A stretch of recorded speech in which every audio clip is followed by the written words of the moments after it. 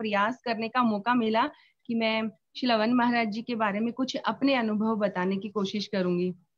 पूज्यपाद one Maharaj जी से जो पहली फर्स्ट मीटिंग हुई, वैसे तो उनसे काफी मिलना जुलना होता था, जैसे नवदीप परिक्रमा में जाते या कहीं पे भी जाते, लेकिन वहां पे थोड़ी सी हिचकिचाहट बनी रहती थी। वही स्वाति दीदी वाली बात कि उनका बंगाली टोन और मुझे बंगाली समझ नहीं आई, और फिर सबसे बड़े शिष्य हैं वो, अब मेरे को ना इंग्लिश आती है ना बंगाली आती है, तो मैं वहां से बची बची रहती। लेकिन फिर भी जो रोहिणी नंदन प्रभु जी और पूजा दीदी, उनके माध्यम से महाराज जी से फर्स्ट मीटिंग हुई, मेरे मन में काफी संशय था। जैसे फैमिली की प्रॉब्लम के कारण अब गुस्सा बहुत आता था, मेरे को मठ नहीं जाने देते, भजन नहीं करने देते, घर से भाग जाऊं या क्या करूं, वो समझ ही नहीं आता था। तो पूजा दीदी ने वहां पे बोला कि दीदी आप घर आ जाइए और उसके बाद बात करेंगे। घर जाने के बाद रोहिणी नंदन प्रभु जी ने श्रील वन महाराज जी के पास कॉल किया और मेरी बात कराई। मैंने महाराज जी से यही पूछा कि महाराज जी इतनी उलझने चल रही है, भजन बिल्कुल नहीं हो पा रहा, ना मुझे परमिशन मिल रही है मठ आने की, तो मैं भजन करूं भी कैसे, और वहां पे कोई वैष्णव भी नहीं है। तो महाराज जी ने उस समय, बहुत पुरानी बात हो गई, तकरीबन 2014 के आसपास की बात है ये, तो उस समय महाराज जी ने मुझे थोड़ा सा एक स्टोरी के माध्यम से समझाया कि रावण और उनकी पत्नी की स्टोरी सुनाई, और उससे थोड़ा सा समझाने की थोड़ा सा उन्होंने चेष्टा की। और महाराज जी की बात सुन के एक मन को तसल्ली भी मेरी मिली कि जब हमारे गुरुवर आचार्य ही हमें ऐसे बोल रहे हैं तो हम कौन है विरोध करने वाले। वहां से अगर महाराज जी की बात करूं कि महाराज जी की जो जो उनकी अहेतु की कृपा है वो कैसे मेरे ऊपर हुई। मैं नवदीप परिक्रमा में गई अपनी माता जी को लेके, और उस समय तो मेरे दिमाग में यही था कि माधव महाराज जी ही सबसे बड़े गुरु हैं, क्योंकि उन्होंने गुरुदेव की सबसे ज्यादा सेवा की। अब मैंने वहां पे मम्मी का हरिनाम दीक्षा कराना, तो मैं तो अपनी मम्मी को लेके जाऊं कि माधव महाराज जी के रूम में लेके गई कि उनसे दीक्षा करानी है, लेकिन माधव महाराज जी वहां पे थे ही नहीं। हम वापस आके संजय प्रभु जी कथा में बैठ गए, और वहां पे दिखी पूजा दीदी, तो मैंने उनको बोला दीदी आप कहाँ पे जा रहे हो, बोल रहे मैं वहीं पे गुरुवर आचार्य के वहां पे जा रही हूँ, गुरुदेव की भजन कुटी में। मैंने उनको बोला कि क्या आप माता जी को ले जाओगे, इनका हरिनाम दीक्षा होना है। अब वो बोलते हैं ना कि जो जिस उंगली का जो छल्ला होता है वो उसी उंगली में शोभा पाता है, तो उसी तरीके से मेरी माता जी के ऊपर कृपा हुई। मैं तो कहाँ उनको माधव महाराज जी के पास ले जाने वाली, पूजा दीदी उनको वन महाराज जी के पास ले गई। अब मेरी वन महाराज जी से सिर्फ एक बार बात हुई, मैं उनको बिल्कुल नहीं, मेरी माता जी वहां पे गई और वन महाराज जी ने ऐसी कृपा की, उनको हरिनाम मिल गया। और मेरी माँ आके बोलती है कि मेरे तो गुरुदेव इतने अच्छे हैं, ये वो उनकी बड़ी तारीफ कर रही है, और मैंने सोचा माधव महाराज जी की तारीफ कर रही है।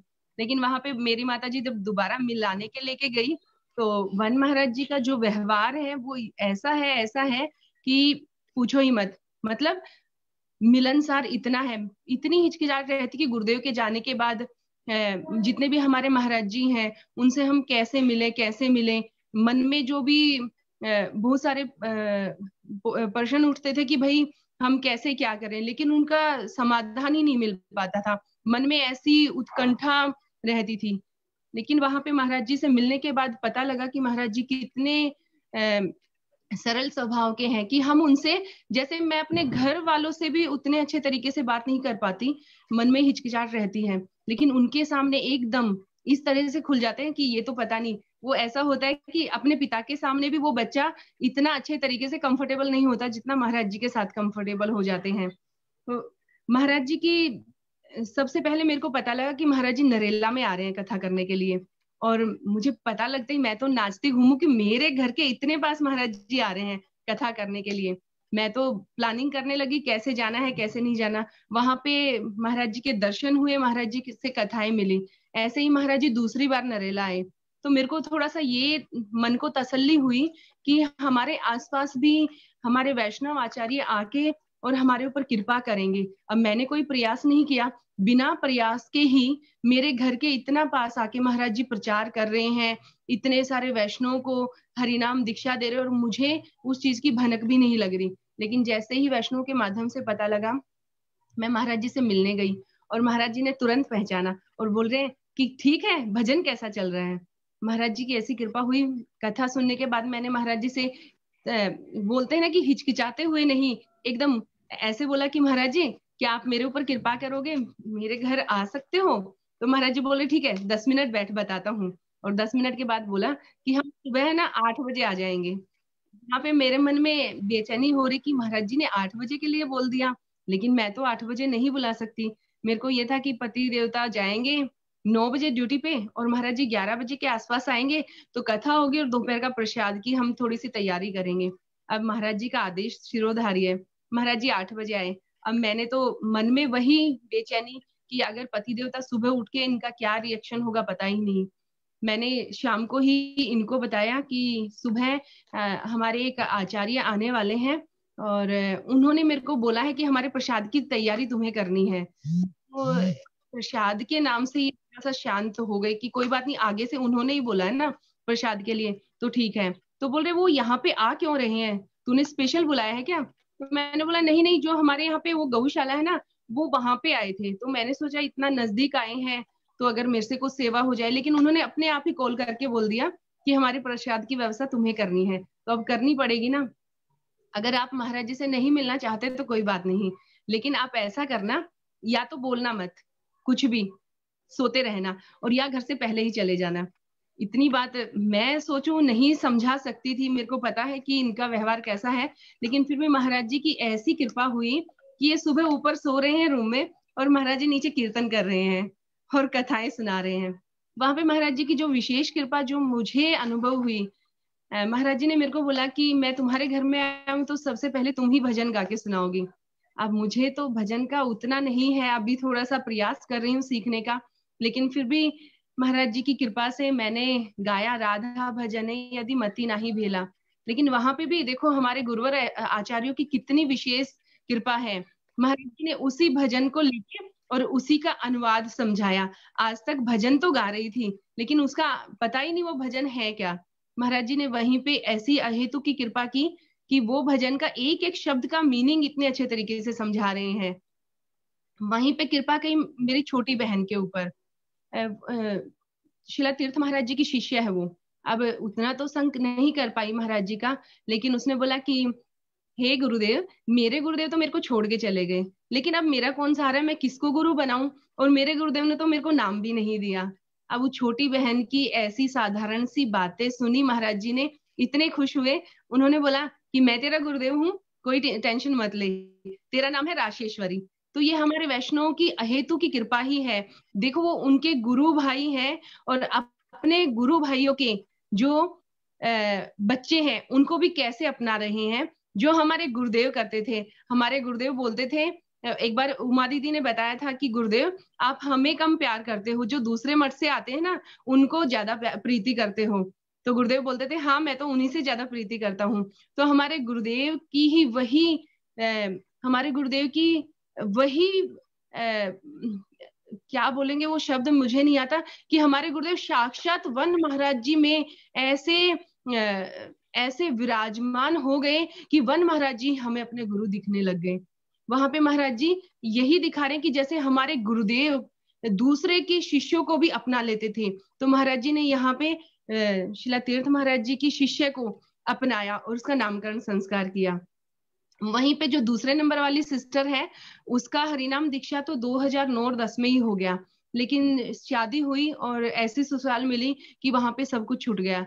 लेकिन अगर उसकी बात करूं तो वो धीरे धीरे धीरे धीरे बाथरूम में बैठ बैठ के हरिनाम करती थी, और उसे उसी के थोड़ा सा हरिनाम का ही फल मानूंगी कि उस दिन ऐसा संजोग हुआ कि वो यहाँ पे मेरे घर आई, और उसी दिन महाराज जी का आना हुआ, और महाराज जी ने उनके ऊपर ऐसी अहेतु की कृपा की। वो इतने बुरे तरीके से रो रही थी, मैंने देखा था, और वो है ना बार बार यही बोल रही थी मेरे को कि ये महाराज जी बैठे हैं ना, ये हमारे साक्षात गुरुदेव हैं। जैसे हमारे गोकुलचंद प्रभु जी बता रहे थे ना कि मेरे को ऐसा हुआ, ये शरीर तो वन महाराज जी का है लेकिन चेहरा मेरे गुरुदेव का है। सेम वही फीलिंग मेरी छोटी बहन को हुई।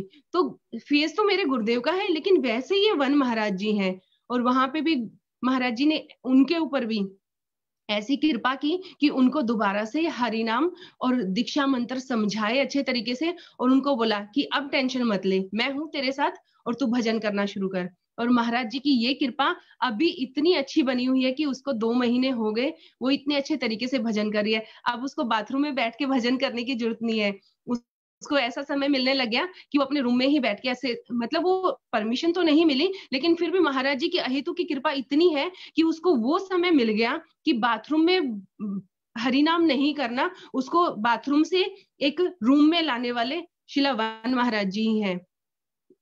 अगर इसी छोटी बहन की बात करूं तो हम गए मथुरा मठ में। मथुरा मठ में जाने के बाद हमने महाराज जी की शाम की कथा सुनी, आरती ली। वहां पे इसकी ससुराल वालों ने और मेरी फैमिली वालों ने इतना परेशान किया कॉल करके कि अभी आओ, वापिस अभी आओ, और जिसमें उनको पता नहीं कि हम कहाँ गए हैं, अब हम रात को कैसे आए वहां से। मैंने महाराज जी ने देखा कि इतने परेशान हो रहे, क्या प्रॉब्लम है। मैंने महाराज जी को बोला कि महाराज जी, इसके ससुराल वाले और मेरी मम्मी के घर वाले इसको परेशान कर रहे हैं। कैसे कि रात को ही ससुराल वाले आ गए तो हम उनको क्या जवाब देंगे, और ससुराल वालों को तो पता ही नहीं कि ये मथुरा गई है। और महाराज जी की इतनी अहेतु की कृपा हुई कि इसको 15 दिन पहले महाराज जी के दर्शन हुए, और 15-20 दिन के बाद ही महाराज जी ने इसको मथुरा बुला लिया। जिसको 10 सालों से मथुरा वृंदावन के दर्शन मात्र, मतलब ये सोचो सपने में भी दर्शन नहीं हो रहे, तो ये सबसे बड़ी कृपा थी। वहां पे भी महाराज जी ने उनको बोला कि तू चिंता मत कर बेटी, टेंशन मत ले, कुछ नहीं होने वाला, शांति से सो और सुबह आराम से जाना। और वही हुआ, या तो रात को इतना बवाल फैला हुआ था, और सुबह किसी ने, बोलने की तो छोड़ो, किसी ने ये भी नहीं पूछा कि तुम कहाँ थे कहाँ नहीं। तो ये हमारे वैष्णव आचार्यों की अहेतु की कृपा ही है, जिसको हम ना चाहते हुए भी फील कर जाते हैं, क्योंकि उनकी जो कृपा है, हम तो बद्ध जीव हैं, उनकी कृपा को समझ ही नहीं पाते, लेकिन वो हमारे आचार्य कैसे हैं, किसी ना किसी तरीके से हमें वो चीजें समझा देते हैं। रश्मि दीदी ने मेरे को एक बात बताई थी अभी गुरुदेव की आविर्भाव तिथि पे, कि दीदी गुरुदेव बोलते थे कि मैं ब्राजील में बैठा हूं, लेकिन ये मत सोचना कि मैं तुम्हारे पास नहीं हूं। तुम्हें भजन अच्छे तरीके से करना है, मैं हर क्षण हर पल तुम लोगों के साथ हूं, और मैं तुम्हें देख रहा हूं। अगर आप लोग इस तरह सोचोगे और उसी समय अपने ये सोचोगे कि हमारे गुरुदेव देख रहे हैं, तो तुम भजन भी अच्छे से करोगे और मैं तुम्हारे साथ ही खड़ा हूं। तो ऐसे गुरुदेव के शिष्यों के और महाराज जी के शिष्यों के माध्यम से मैं तो अभी भी ऐसे बेचैनी में फंसी हुई कि मैं क्या करूं क्या नहीं करूं, लेकिन महाराज जी किसी ना किसी तरीके से ऐसी अहेतु की कृपा करते हैं कि मेरे को मेरी प्रॉब्लम का कुछ ना कुछ सोल्यूशन निकल आता है। अगर महाराज जी की बात करूं, महाराज जी हमारे घर आए, उस समय पे महाराज जी ने जो कृपा की, मतलब मैं तो सोच ही नहीं सकती। मेरे हस्बैंड गाड़ी लेके आए और उस गाड़ी में हमारा अधिकार ही नहीं। कैसे अधिकार नहीं, ना तो उसमें हम मठ जा सकते, ना वृंदावन जा सकते, कहीं नहीं जा सकते। मैंने महाराज जी को बोला, महाराज जी नई गाड़ी लेके आए हैं पति देवता, अब देखिए थोड़ा सा कृपा करिए। महाराज जी ने वहां पे नरसिंह भगवान को स्थापित किया, और महाराज जी गाड़ी में बैठे, और उनके सीट पे बैठने के बाद ऐसी कृपा हुई कि हम गाड़ी को लेके मठ पहुंच गए। अब थोड़ी सी ऐसी कृपा है कि हम अपनी मर्जी से तो नहीं, खैर, लेकिन छुपके छुपा के गाड़ी को ले जा सकते हैं। यहीं पे अगर मैं महाराज जी की बात बताऊं तो बहुत सारी बातें ऐसी हैं। अभी महाराज जी ब्राजील जाने से पहले यहाँ पे अपने रमन बिहारी गौड़िया मठ में आए। वहां पे महाराज जी की कृपा से जाना हुआ, और उस दिन ऐसा संयोग था कि उस दिन मेरा जन्मदिन था। तो मैंने सोचा कि वैष्णो की कृपा मिल जाए, इससे अच्छा क्या होगा।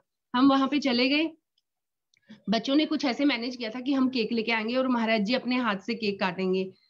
वहां पे महाराज जी ने, जहां तक मुझे पता लगा कि हमें अपने आचार्यों से दूर से स्पर्श करना चाहिए, मतलब प्रणाम करना चाहिए, स्पर्श नहीं करना चाहिए। लेकिन वहां पे अगर वन महाराज जी की प्रीति देखूं तो मैंने उनसे बोला कि महाराज जी अपने आपके चरणों का स्पर्श कर लूं, हंसने लग गए और मैंने उनका चरणों का स्पर्श किया।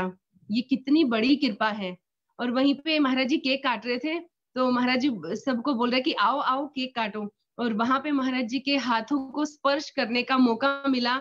तो मतलब ये सोचो कि इतनी बड़ी कृपा ऐसे आसानी से नहीं होगी, और ये वैष्णव की ही कृपा हो सकती है। वहीं पे महाराज जी ने कृपा की, मेरा बेटा गुरुदेव से ही हरिनाम हुआ था 2009 में, और वो कुछ नहीं करता, वो कभी 2 माला करता है, कभी 4 करता है, कभी 6 करता है, और कई बार तो ऐसा करता है 10 दिन में एक बार ही 20 माला कर लेता है, और फिर काउंट करके बताता है 2 माला उस दिन की है, 2 माला उस दिन की, 2 माला उस दिन की। लेकिन यहाँ पे मैंने महाराज जी को बोला कि महाराज जी ये हरिनाम नहीं करता बिल्कुल भी।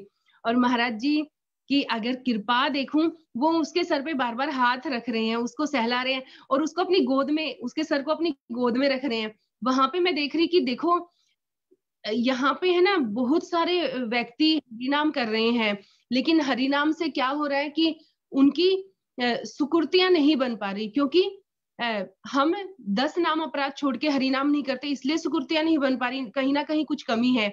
मैं तो अपनी सोचूंगी कि मेरे को वो प्रीति नहीं मिल रही। अगर मैं 10-12 साल से लगी हूँ फिर भी वो प्रीति नहीं मिल रही, लेकिन मेरे बेटे को स्वतः ही मिल रहा है। कैसे? ये महाराज जी की कृपा। महाराज जी उसी समय बोलते हैं कि चलो तेरे को गोपाल मंत्र दे देता हूँ। मैंने बोला कि महाराज जी ये कुछ नहीं करने वाला, ये तो नहाता भी नहीं है समय पे, तो ये गोपाल मंत्र क्या करेगा। यहाँ पे हमारे वैष्णव की यही चीज आती कि हम उ, हम उस काबिल हैं भी नहीं, लेकिन फिर भी वो हमारे लिए ऐसा खजाना दे रहे हैं कि जिस खजाने का हमें पता ही नहीं कि उसका मूल्य क्या है। वहां पे महाराज जी ने मेरे बेटे के ऊपर कृपा की और गोपाल मंत्र दिया। तो ऐसी ऐसी अगर कृपा की बात करें तो महाराज जी की बहुत सारी कृपा है। अगर मैं बात करूं महाराज जी की, तो रामचंद्र प्रभु जी ने बताया था कि महाराज जी छोटे से हमारे मठ में आ गए, गुरुदेव के शरणागत हो गए। और महाराज जी का जो प्रयास था वो इतना था गुरुदेव की सेवा के लिए। एक बार रामचंद्र प्रभु जी ने एक स्टोरी सुनाई कि प्रेमानंद प्रभु जी और वन महाराज जी सब्जी लेने जाते थे, क्योंकि पहले तो मठों में सेवा का बड़ा अभाव होता था। तो जब बाजार एकदम खत्म हो जाता, बची कुछ ही सब्जियां होती ना, तब लेने जाते थे। वो बिल्कुल सस्ते भाव में मिलती थी। तो वहां पे किसी गोभी वाले ने गोभी फेंक दी, और वहां पे प्रेमानंद प्रभु जी ने गोभी को उठाया और महाराज जी के हाथ में दे दिया। और महाराज जी सोच रहे हैं कि अभी इस गोभी का क्या करूं, ये तो सड़ी हुई गोभी है, इसका मैं करूंगा क्या। और इतनी देर में क्या आया, एक गैया आई और उनके हाथ से गोभी के फूल को छीन लिया और खाने लगी। प्रेमानंद प्रभु जी आते हैं और देखते हैं, प्रेमानंद प्रभु जी ने उनके हाथ से, इस गाय के मुख से उस गोभी को छीन लिया। और महाराज जी सोच रहे हैं कि मेरे गांव में, मेरे घर में इतने खेत थे और वहां पे इतनी सुंदर सुंदर गोभी होती थी, और यहाँ पे हम इस सड़ी हुई गोभी के चक्कर में कैसे पड़े, मतलब खाने दो गाय को। लेकिन वहां पे प्रेमानंद प्रभु जी बताते हैं कि मैं आपको समझाता हूँ। प्रेमानंद प्रभु जी अपने गुरु भाई से क्या सीख दे रहे हैं। देखो यहाँ पे 3 लोगों का उद्धार, यहाँ पे 3 लोगों की सेवा हुई। वो कैसे हुई? सबसे पहले प्रेमानंद प्रभु जी ने क्या किया, उस गोभी के 2 हिस्से किए। एक गोभी का हिस्सा तो गैया को दे दिया और दूसरी गोभी अपने बैग में डाल ली। तो वहां पे प्रेमानंद प्रभु जी एक श्लोक सुनाते हैं। तो महाराज जी पूछते हैं कि इस श्लोक की व्याख्या बताइए। प्रेमानंद प्रभु जी बताते हैं कि इससे 3 लोगों की सेवा हुई। कैसे? सबसे पहले गैया की सेवा हो गई, और फिर एक ब्राह्मण की सेवा हुई, और उसके बाद ठाकुर जी की सेवा हुई। तो महाराज जी ने मजाक मजाक में बोला, पंडित तो आप ही हो, ब्राह्मण की सेवा तो आपकी हुई। वहां पे प्रेमानंद प्रभु जी भी बोले, नहीं नहीं, मेरी नहीं, ये हमारे गुरुदेव की हुई, क्योंकि हमारे गुरुदेव भी तो तिवारी हैं, ब्राह्मण हैं, और सबसे बड़ी बात वो वैष्णव है। तो ये वैष्णव सेवा हुई। कैसे? ठाकुर जी की सेवा हुई, वैष्णव सेवा हुई, और यहाँ पे गौ माता की सेवा हुई। उस समय रामचंद्र प्रभु जी बता रहे थे कि मठों में सब्जी का ऐसा इतना अभाव होता था कि आलू को ही फ्राई कर देते थे, और सुबह 2-2 रोटियां मिलती थी। अब अगर हम महाराज जी की बात करें, महाराज जी बंगाली हैं, बिना चावल के तो पेट भरने वाला नहीं। लेकिन उसके बावजूद भी प्रेमानंद प्रभु जी सुबह पूरा प्रयास करते थे कि सबको अच्छे से प्रसाद दे पाए। लेकिन फिर भी अभाव के कारण सबके हिस्से में 2-2 रोटियां, कुछ सब्जी या कुछ अचार वगैरह ही आता था। और महाराज जी उसी 2 रोटियों को खा के, पाके वो प्रसाद और भिक्षावृत्ति के लिए निकलते थे। महाराज जी की अगर वो बातें की जाएं तो महाराज जी 10-10, उस समय का अभाव इतना था कि महाराज जी भिक्षा के लिए जाते तो 10-10 पैसे भिक्षा मिलती थी। मथुरा के घरों में जाते, वहां से 10-10 पैसे इकट्ठे करके वो गुरुदेव की सेवा में लगाते थे। और प्रभु जी ने बताया कि वहां पे है ना, जो मथुरा वासी थे वो अपने घरों के कुत्तों को छोड़ देते थे कि काटने के लिए, और गालियां भी दे देते थे। महाराज जी को इतनी बार कुत्तों ने काटा, लेकिन वहां पे महाराज जी ने बिल्कुल भी नहीं सोचा कि मुझे कुत्ते काटे, मैं नहीं जाऊंगा। फिर भी महाराज जी बार बार वहां जाते, भिक्षावृत्ति करते। क्यों? क्योंकि उनको अपने गुरुदेव की सेवा करनी थी। ऐसे ही महाराज जी जहाँ पे बनिए रहते थे, जहाँ पे थोड़ी सी मार्केट थी, वहां जाते, पैदल जाते पैदल आते। फिर मठ में साइकिल की व्यवस्था हुई, फिर साइकिल से जाते, और वहां पे भी पूरी दिन भिक्षा करने के बाद वहां पे भी मुश्किल से 1 रुपया इकट्ठा होता, और वो प्रीति पूर्वक गुरुदेव आके गुरुदेव को देते कि गुरुदेव मैं ये सेवा करके लाया हूँ। तो हम सोचे कि कितने अच्छे अच्छे परिवारों में से हमारे वैष्णव आचार्य अपने सुख को छोड़ के आए हैं, किनके लिए? हमारे ऊपर कृपा करने के लिए। और ये हमें कैसा कैसा आचरण करके दिखा रहे हैं कि इनको इतनी परेशानी होते हुए भी ये कैसे अपने गुरुदेव की सेवा कर रहे हैं, कैसे ठाकुर जी की सेवा कर रहे हैं। उसके बावजूद भी हम नहीं सीख पा रहे, तो हम तो घरों में बैठे बैठे भी भजन नहीं कर पा रहे, सारे ऐश आराम मिलने के बाद भी भजन नहीं कर पा रहे। लेकिन हमारे आचार्य हमें कैसे कैसे ऐसी ऐसी परिस्थितियों में रह के भी हमें सिखाते हैं कि हमें भजन कैसे करना चाहिए। अगर मैं अपने वैष्णव सभी आचार्यों की बात करूं तो मैं सोचती मेरी बुद्धि थोड़ी सी मोटी बुद्धि है, जाट बुद्धि है। मैं बैठ के ना कई बार जैसे कथा में बैठती तो कथा में दिमाग नहीं लगता, नवदीप जाते वहां पे देखती गुरुदेव की समाधि पे कि अब गुरुदेव चले गए, अब हमारा कौन है। तो वहां पे है ना 2-3 साल तक तो बहुत परेशानी रही, लेकिन उसके बाद गुरुदेव की ऐसी अहेतु की कृपा हुई कि जो गुरुदेव के भाव है वो उनके शिष्यों के अंदर ऐसे फील होने लग गए, जैसे गुरुदेव का शासन माधव महाराज जी के अंदर फील हो रहा था, गुरुदेव की प्रीति तीर्थ महाराज जी के अंदर फील हो रही थी कि तीर्थ महाराज जी गुरुदेव की कैसे प्रीति करते थे। उनके जो भजन गाने का जो तरीका है, जो भजन उनकी इतना रस भरा हुआ है, वो हमारे पूज्यपाद श्रीधर महाराज जी उनके वहां पे ऐसे फील हो रहे कि वो कितने रस के भरे भंडार हैं। और हमारे सिद्धांति महाराज जी कैसे भागवत कथा करते हैं, हमारे गुरुदेव का वेदांत सूत्र कैसे मधु खंडेलवाल दीदी ने लिखा, कैसे तीर्थ महाराज जी गोपी गीत को कैसे गा के सुनाते थे, कैसे भागवत सुनाते थे। और सबसे बड़ी बात, जो भाव हमारे गुरुदेव देने आए, परक्रिय भाव, वो परक्रिय भाव हमारे कौन वन महाराज जी दे रहे हैं। वन महाराज जी खुल के प्रक्रिया भाव का आस्वादन करा रहे हैं, खुल के हमें उस भाव में डुबोने की कोशिश कर रहे हैं। उसके बावजूद भी अगर हम प्रक्रिया भाव को ना समझ पाए और उसमें ना डुबकी लगा पाए और उनके शरणागत ना हो पाए, तो फिर हम लोगों से मतलब मेरे जैसे बद जीव से ज्यादा दुर्भागा कौन होगा। मैं तो अपने गुरुदेव से यही कृपा करूंगी, हे गुरुदेव आपके माध्यम से, आप तो एक आचार्य थे, मेरे गुरुदेव एक हैं और उन एक में ही मेरे को सब कुछ मिल गया। लेकिन अब गुरुदेव तो ये धाम छोड़ के चले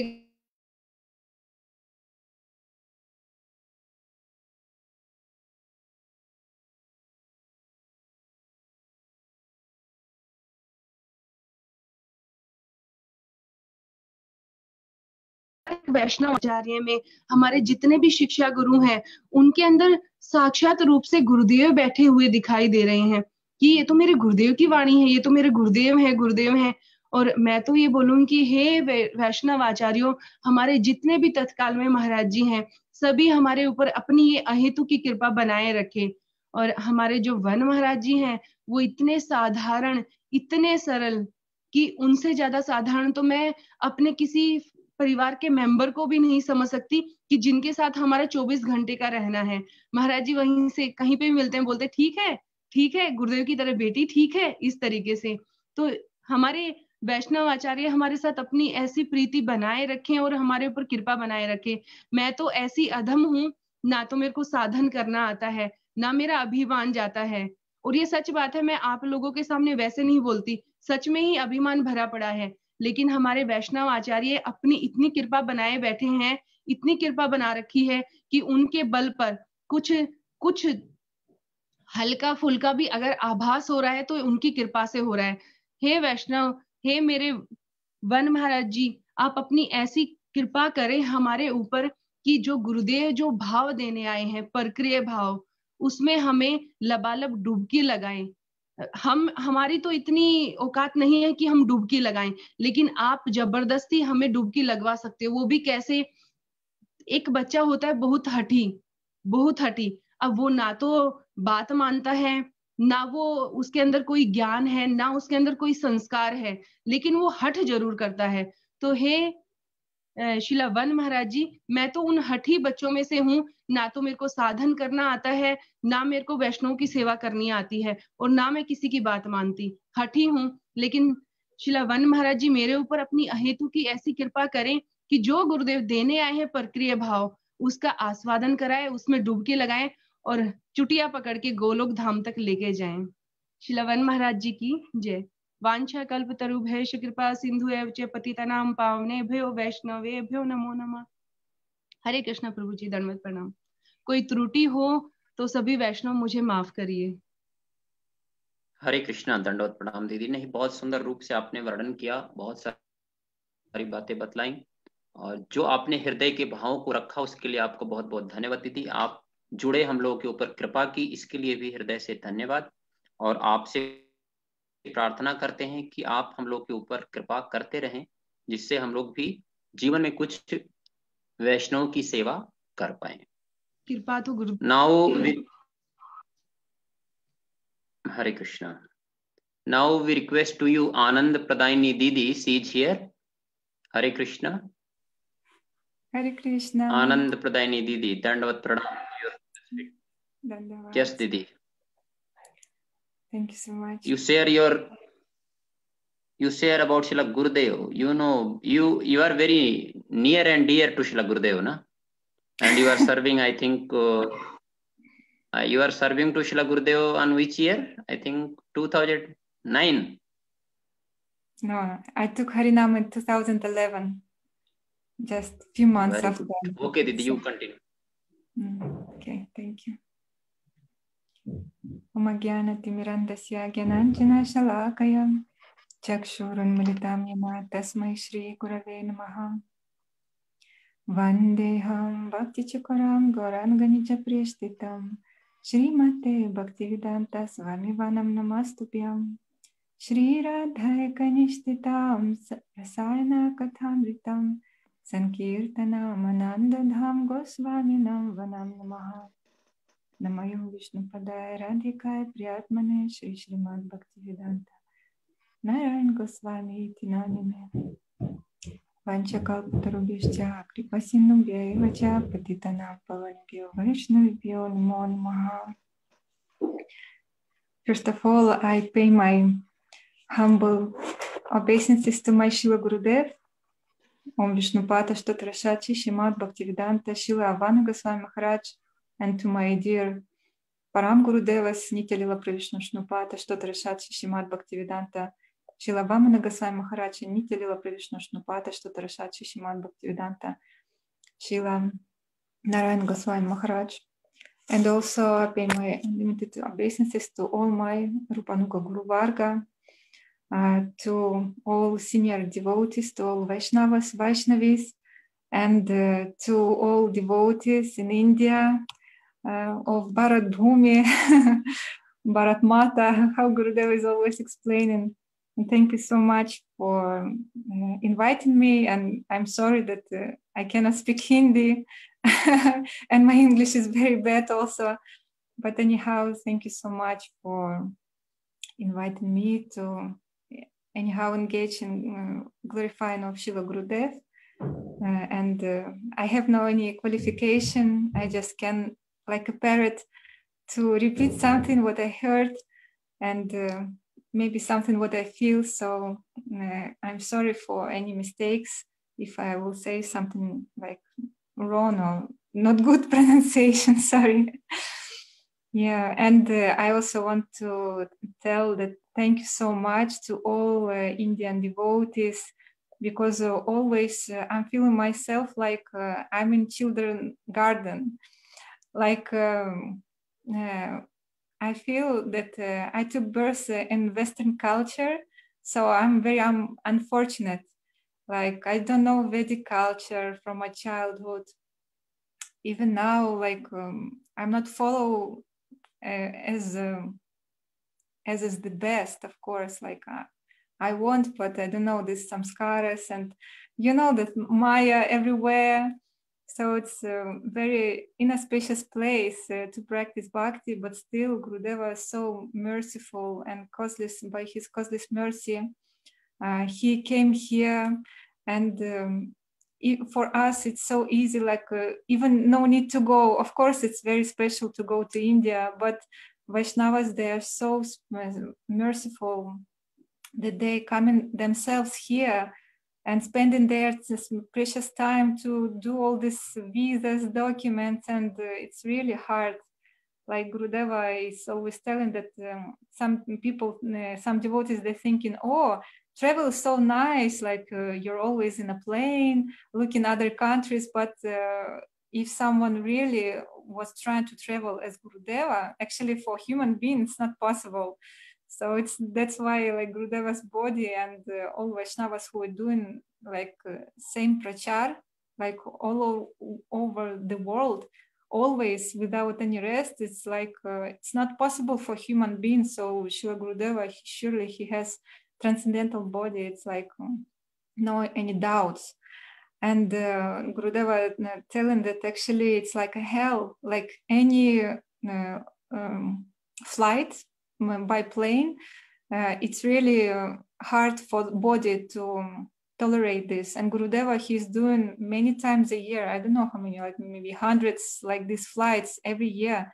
And Gurudeva, like, of course, his body is transcendental, but his age, it's not like 15-year like young boy, like he's in an age like which better to stay in one place, not like this. But Gurudeva, he's without any rest, he's doing this prachar, and this is unlimited causes Gurudeva's mercy for all jivas, not only human beings, even for bacteria, even for dogs, cats. Like Gurudeva, he's always giving his blessings and mercy. And for those people who meet Gurudeva in the airport, in airplanes, they also receiving this Gurudeva's mercy. And I was the same, this jiva, like bacteria, like living on this earth, like without knowing my goal, without knowing any rules, like this Vedic culture, who is God and everything. And Gurudeva, he came here in Moscow for me, and I just went by metro like 40 minutes and I came to the program and met Srila Gurudev. So Gurudeva, he's arranging everything in my life and in life of all devotees. And I feel in myself that, I told like a small baby, because here in Western countries, like we don't know many things. And even now, like we are trying, but still it should be taken with milk of mother. So like you should speak in Bengali language, you should speak in Hindi to understand completely and clearly all these things. So, but still, I feel so much love from Srila Gurudev, from all Vaishnavas, and I feel so much care. And even especially when we are coming to India, I'm feeling so much love from all devotees, and thank you so much for helping us, like so many times, like hosting us, giving prasad without chili. And I feel that it's like big family of Srila Gurudev, of Mahaprabhu, like mothers, like our parents. You are carrying us, like Western devotees, when we are coming to India. And it's this love, it's just amazing. I'm feeling so much, and always caring, like, how are you, how is your health, like this.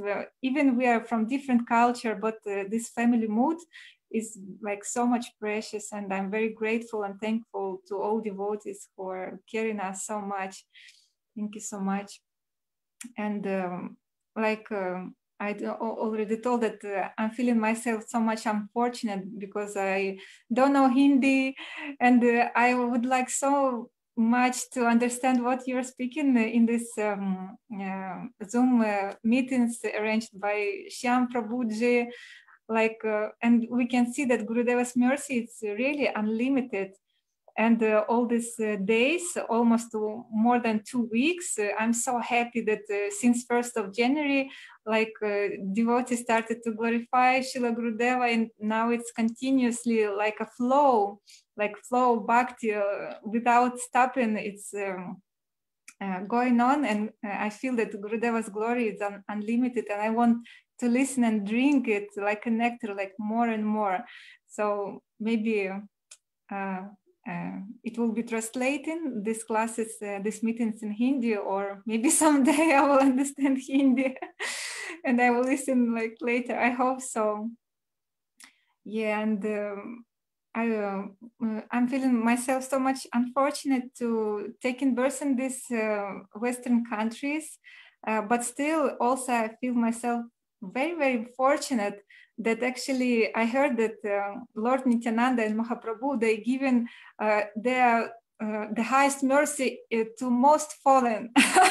And I feel myself that I'm like nice object of their mercy, because I'm so much fallen, like no any good things doing, and even now not so much like, yeah, when I'm thinking like how much time I have during the day, how much seva I could do, and how much really I'm doing, I'm so much sad about me that I'm not doing like every minute something, you know, for Srila Gurudev. But I hope maybe one day by your mercy, because it's mercy of Srila Gurudev, it will be possible to achieve this qualification. And also I wanted to speak a little bit about Srila Gurudeva's pranava mantras. I don't know, maybe some devotees already spoke about this, but for me it's really so much precious and so much special, Gurudeva's pranava mantras. And we have these 3 shlokas, but as I understood, especially for Gurudeva, like revealing his glory, it's these 2 last, like Vandeham Bhakti Chakaram Gauranga Nitya Preshtatam Srimate Bhaktivedanta Swami Vanam Namastabhyam Shri Radha Kanishtatam Rasayana Kathamritam Sankirtana Manandadham Goswaminam Vanam Namaha. It's like a pranama mantra of any acharya. It's revealing his glory, his qualities. And for me, when I'm reading these pranama mantras of Srila Gurudev and translation, what does it mean? I'm feeling so much bliss that I have so powerful and merciful and amazing Guru, Shri Guru. Like he has all qualities of a real Guru, acharya, and very, very powerful. Like and these pranava mantras, as I heard from the devotees, like you should remember about Srila Gurudev since the moment when you wake up. Like senior devotees, they and I heard from Srila Narayan Goswami Maharaj also, like first thing what we should do after waking up, after sleeping, like first, even in the bed, we should do pranam to our Guru first. Like we should remember and glorify in our mind our Guru, and repeat pranama mantras of our Guru, and observing and meditating on its meaning of these mantras. After glorify and remember Parama Gurudev and all Guru Parampara, Lord, Shri Chaitanya Mahaprabhu, Shri Radha and Krishna, and holy dham, places where Lord, he was manifesting his divine leelas. It's very, very important. And also, like we're doing our anik 3 times a day, and very auspicious to chant these pranama mantras before anik, also praying to Gurudev that these mantras like will reveal their rupa in our heart.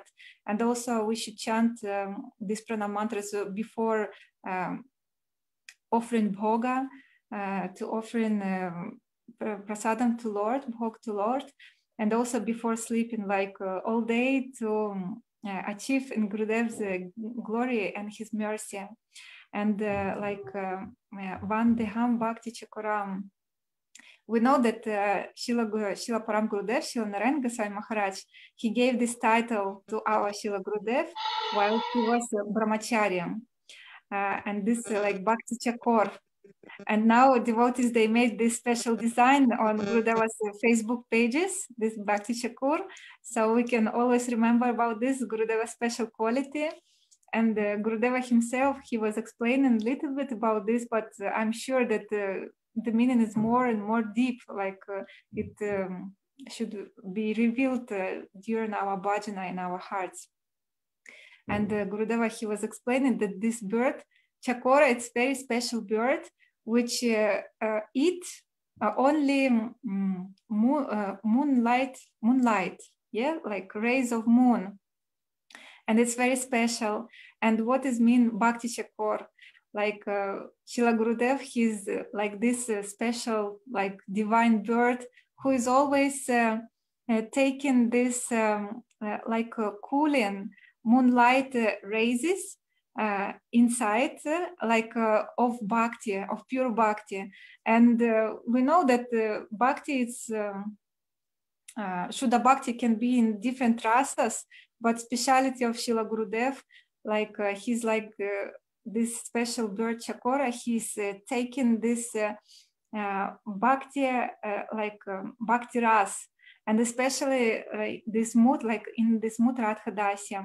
And also Gurudeva, sometimes he is explaining that this Bhakti Chakor is also coming from Mangala Git, like Shri Mukha Chandra Chakoram, Radha Mukha Chandra Chakoram, where is explained like Krishna, he is like a Chakor bird who is always like watching and taking this moonlight rays from beautiful moonlight face of Shrimati Radharani.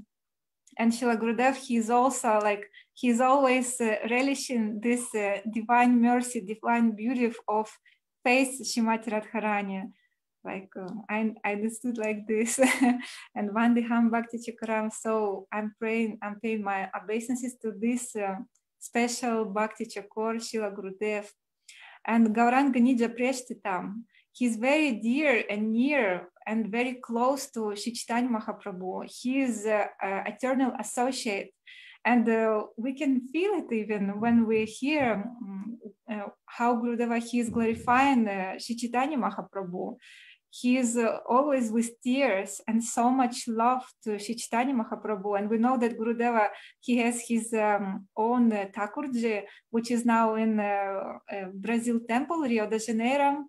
Very beautiful Mahaprabhu, and Gurudeva, he's so much caring him, so much loving him. And one time Gurudeva told that, oh, actually this Thakurji, which Gurudeva's Thakurji in Rio, is like the most beautiful Mahaprabhu in whole world. Like Gurudeva loves him so much.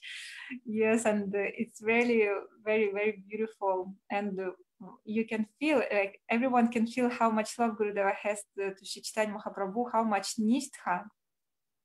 And also, one time I remember it was the Altai Festival in Russia, very beautiful place, like Russian Himalayas, like it's mountain place, and very pure nature, very like powerful energy. And there Gurudeva, he was given his special daytime classes. And one time Gurudeva, he was explaining Katha about small baby Mahaprabhu, Nimai. Maybe you remember how one Brahmana came to house of Sachimata, and he wanted to cook for himself. And each time he was cooking, and while offering, he was started to chant Gopal mantra, and small Nimai, he was coming and starting to eat this prasad. And the Brahman, he was angry, like, oh, what to do? How is it? And while Gurudeva, he was explaining the beauty of Mahaprabhu, like how he looks like how he's smiling and laughing, and each tooth of Mahaprabhu is like small, beautiful moons. And Gurudeva, while he, actually this lila is like really funny, like when I hear this lila from other Vaishnavas, like everybody laughing, and I laughing also. But while Gurudeva, he was explaining this lila, everybody was feeling that Gurudeva now he's watching this Leela direct. Like Shukadeva Goswami Pad, while he was speaking Srimad Bhagavatam, he direct saw, like, and Gurudeva, he's telling that sometimes Shukadeva Goswami, he was using the words etaha, like means these deers, these cuckoos, these gopis coming, and he was explaining. And while Gurudeva, he's explaining Harikatha is the same. Like you can feel that Srila Gurudev, he's watching all these leelas. And while Gurudeva, he was explaining the beauty of small Mahaprabhu, small Nimai, with this beautiful smile. And Gurudeva even laughed, showing us how Mahaprabhu was laughing, like which sound. And Gurudeva, we saw that Gurudeva, his eyes was full of tears and he was completely in some trance. And everybody was, you know, like this funny Leela, but everybody were crying because like Gurudeva shared his emotions, like how he loves Mahaprabhu, how he's very near and dear to him. Yeah, and I pay my obeisances to this Srila Vana Goswami Maharaj. And the second shlok, like actually it's the third shlok of Pranamantras of Srila Gurudev, like Shirada Kanishtitam. And everybody know that Gurudeva's Katha, Gurudeva's nature, all his personality is one-pointed nishtha and love and how to say bhakti, everything, all his life is Shrimati Radharani. And when Gurudeva, he's speaking any Katha, he's always mentioning about Shrimati Radharani. And the special quality of all our Rupanuga Parampara, how all our acharyas, gurus, they're actually beautiful, amazing, and very smart manjaris.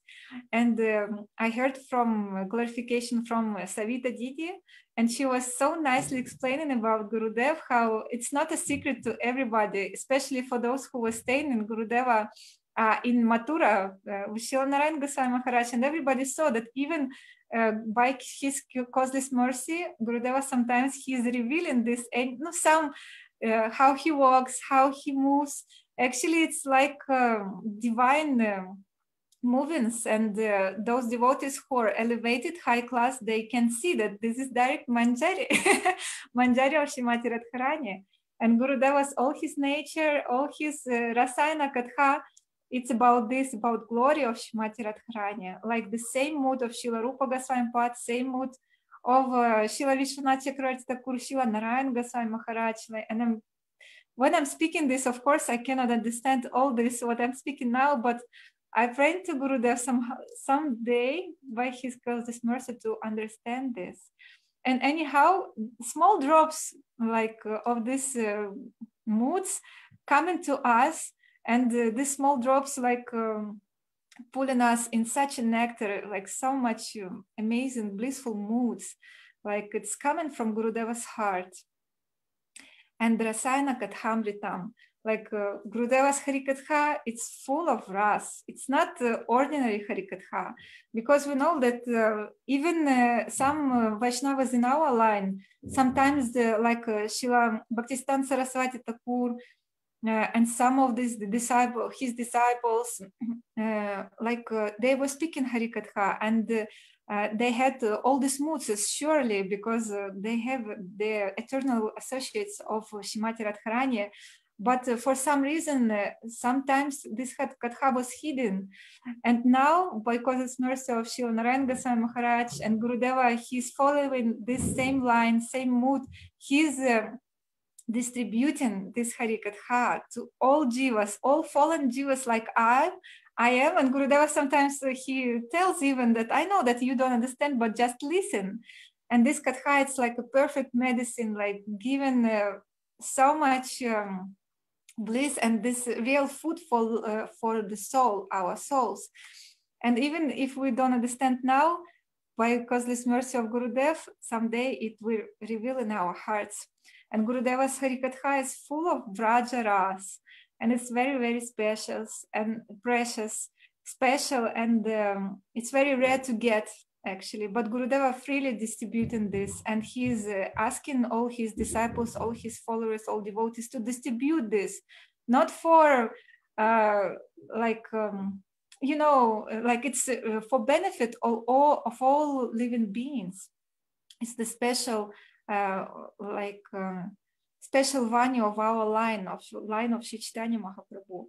And Sankirtana, Anandadham, like Gurudeva Sankirtana, it's very, very special.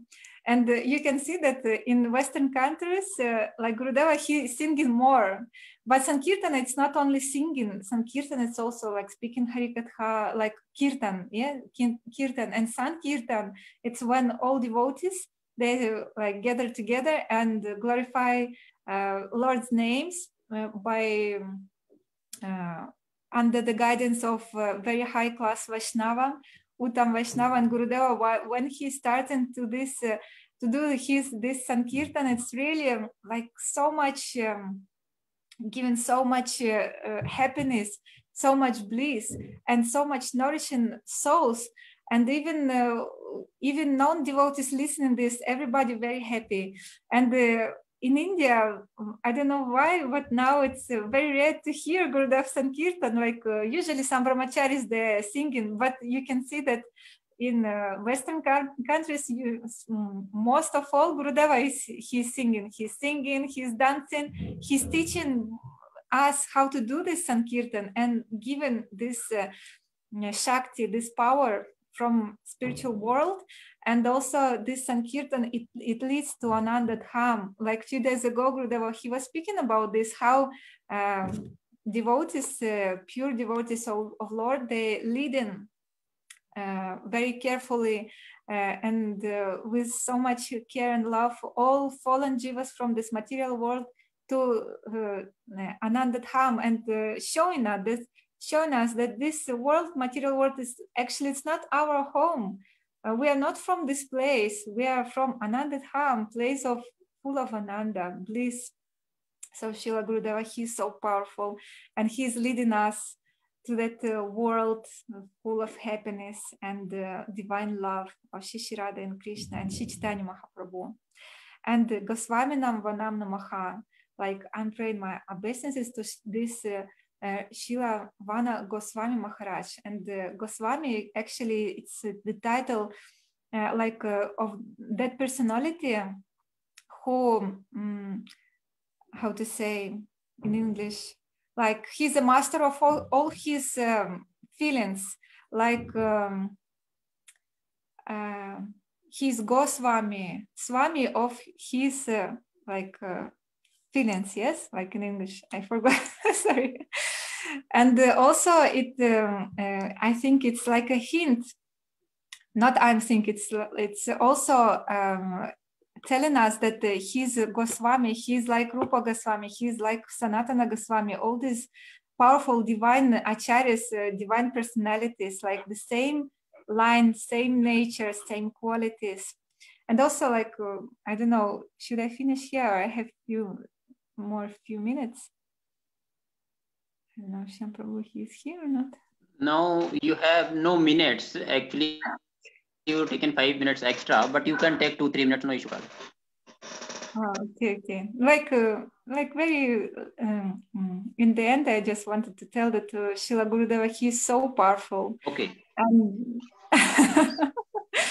He's so powerful, and he's not even coming here, and he's leading us to this, bringing us to Holy Dham, and revealing us the glory of this Dham.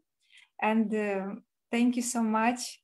Thank you for Srila Gurudev that he accepted me in this family, and I'm feeling very happy to be like part of your family also, like family of Srila Gurudev. And I hope that in this life I will achieve real Guru Nishtha, not just lip service like Jai Gurudev, but real feeling of Nishtha and separation with Srila Gurudev, like and to become real sevaka and really start to serve him by my like speech, heart, and everything, like, and to give all my life to Srila Gurudev. And Vancha Kalpatarubhyascha Kripa Sindhubhyevacha प्रणाम परमानंद वैष्णव। जय Shri Gurudev. Thank you so much. Dandavat pranamas to all of you. Thank you so much, Anand Pradayani Didi. You speak about Srila Gurudev just like mood of Srila Gurudev. Thank you so much. Thank you so much.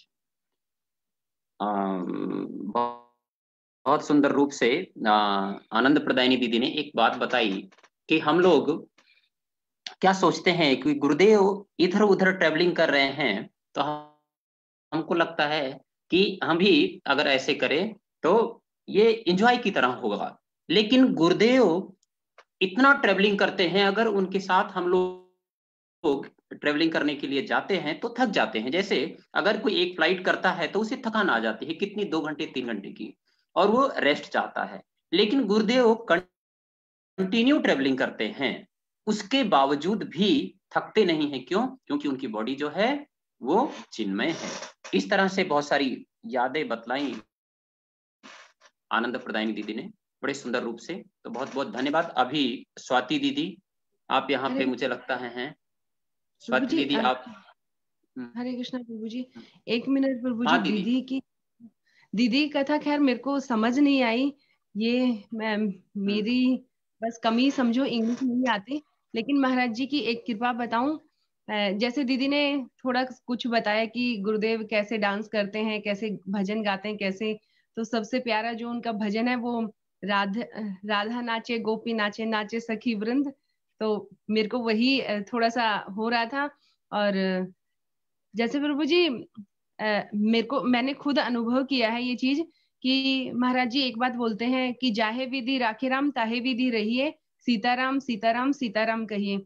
अब तक प्रभु जी अपने आप को ही सब कुछ माने बैठी थी, लेकिन जैसे महाराज जी से मिले तो महाराज जी ने 2 बार ये चीज समझाई थी। उस दिन के बाद सच में मेरे साथ तो ऐसा ही अनुभव हो रहा है कि कुछ भी परेशानी आती है तो महाराज जी की वही लाइन याद आती है, ताहे विधि राखे राम जाहे विधि राखे राम ताहे विधि रहिए, सीताराम सीताराम विधि राखे राम तही विधि रहिए, विधि का विधान जान हानि लाभ सहिए। जी जी। और महाराज जी की विधि राखे राम तही विधि रहिए, विधि का विधान जान।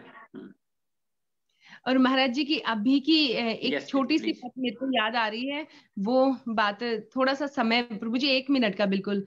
जैसे हमारे महाराज जी, मेरी बुद्धि ऐसी थी, मैं अपने वैष्णव आचार्यों को देखती थी तो उनका है ना जो प्रसाद पाते थे, विदेश जाते थे, जो भक्त लोग उनकी सेवा करते थे, तो मेरे को ये होता था कि सभी महाराज जी लोग कितना सुंदर प्रसाद पा रहे हैं, कैसे फ्लाइट से विदेशों में घूम रहे हैं, कितना ऐशो और आराम है, और क्या करते हैं, सिर्फ हरि नाम ही करते हैं। लेकिन मैं अब तक यही चीजें सोच रही थी, बुद्धि ऐसी थी। और मेरे को तकरीबन गुरुदेव की कृपा से 12 साल हो गए, तो अब तक बुद्धि वही थी। लेकिन कुछ समय पहले ऐसा अनुभव हुआ, महाराज जी का थोड़ा सा संग किया तो पता लगा, जैसे रामचंद्र प्रभु जी ने बताया कि महाराज जी तो बंगाली हैं, और बंगाली लोग तो कितने सुंदर चावल खाते हैं, लेकिन महाराज जी अपने घर को तब छोड़ के आए तो मठ में मोटे वाले चावल खाते थे, और वो भी सब्जी नहीं मिलती थी, नमक के साथ खाते थे, और रोटियां खाते थे वो भी 2। अब यहीं से संशय पैदा हुआ मेरे मन में कि भाई अब तो महाराज जी इतना सुंदर प्रसाद पाते हैं, कितना अच्छा प्रसाद पाते हैं। अभी महाराज जी की ऐसी अहेतु की कृपा हुई कि उनका उच्छिष्ट प्रसाद मुझे मिला। वो उच्छिष्ट प्रसाद पाया तो उसका अगर टेस्ट देखो वो इतना साधारण है, इतना साधारण। ना तो महाराज जी को मिर्ची चाहिए, ना महाराज जी को ज्यादा तेल चाहिए, ना ज्यादा नमक चाहिए, ना महाराज जी ज्यादा मीठा खाते।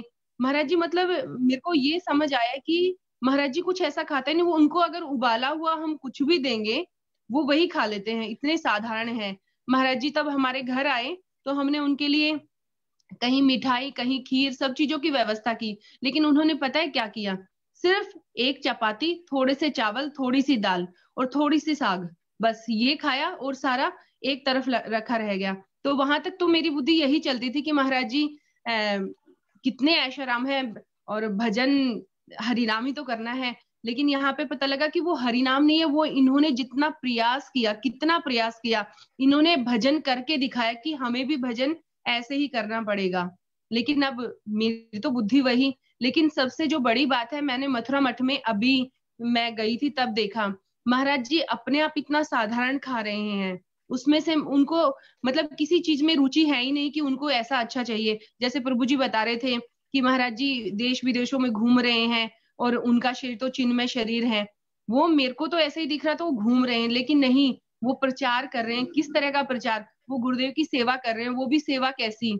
अभी जैसे हमारा नवदीप परिक्रमा आने वाली है, तो नवदीप परिक्रमा में कैसे क्या व्यवस्था है, तो अभी किसी को आदेश नहीं मिला, लेकिन उसके बावजूद भी महाराज जी ने क्या तैयारी कर रखी है। मैं तो वहां पे बैठ के बस सुन रही थी, लेकिन वही चीज हृदय में उतरी। महाराज जी ने बोला जितना भी वहां पे प्रसाद होगा वो हमारी तरफ से होगा, उसके लिए हमें सेवा करनी है, चाहे हमें कैसे भी कितना भी प्रयास करना पड़े। एक दिन में 3-3 कथाएं होगी वो भी करेंगे, कहीं पे भी विदेश जाना पड़े वहां पे भी जाएंगे। लेकिन महाराज जी ने सीधा वहां पे बोला अपने शिष्यों को कि वहां नवदीप जाएंगे तो वहां पे गुरुदेव की हमें क्या सेवा करनी है, जितना भी प्रसाद बनेगा वो हम बनाएंगे, हम अपनी तरफ से सेवा करेंगे, चाहे हमें कहीं से आदेश मिले या ना मिले। वहां पे जितनी भी सजावट है वो हम करेंगे। तो महाराज की जो ये इतना प्रयास है, वो प्रयास हो कैसे पूरा रहा है? ये महाराज की चिन्ह में जो आप बता रहे हैं। ओके दीदी, नाउ जी प्रभु अभी जी। समय बहुत अधिक हो गया दीदी, आपसे प्रार्थना है, हरे कृष्ण प्रभु जी, समय बोलिए। अधिक हो रहा है, क्योंकि और जी भी एक दीदी हैं, तो प्रार्थना है आपसे, आपके भावों को फिर कभी जीवन रहा तो निश्चित रूप से श्रवण करेंगे हम लोग। और ठीक है स्वाति दीदी, अभी प्रकट हो जाइए किस वाले जगत में हैं। हरे कृष्णा। स्वाति दीदी आप यहाँ पे हैं? दंडवत प्रणाम प्रभु जी। हाँ जी हरे कृष्णा, दंडवत प्रणाम दीदी। बताइए, आपका इंतजार बहुत देर से हम लोग कर रहे हैं, लगभग 12 मिनट हो गया। प्रभु जी ये तो आप वंचना कर देते हो हमारी। अभी तो ना मेरे को ऐसा लग रहा है कि प्रभु जी मेरे पास बोलने के लिए सारा कुछ तो खत्म हो गया। रचना दीदी ने, आनंद प्रदायिनी दीदी ने, और कल भी सब भक्तों ने सब कुछ बोल ही दिया। मैं क्या बोलूं? अगर आप ये बात बोलोगे तो अनंग मोहन प्रभु जी जुड़े हैं और उनके पास भंडार है, फिर वो बोलना स्टार्ट कर देंगे, इसलिए मैं आप अपनी वाणी कंटिन्यू को करो, नहीं पवित्र तो प्रभु करने जी की के कोशिश करूंगी, और जो आपने आदेश दिया उस आदेश का पालन करने की कोशिश करूंगी प्रभु जी। हरि बोल। हमने प्रार्थना किया है, प्रार्थना किया है। प्रभु जी आदेश तो आप अनंग मोहन आदेश, प्रभु जी दे सकते हैं। आप आदेश दे तो ही अच्छा है, क्योंकि मैं उस लायक नहीं हूँ।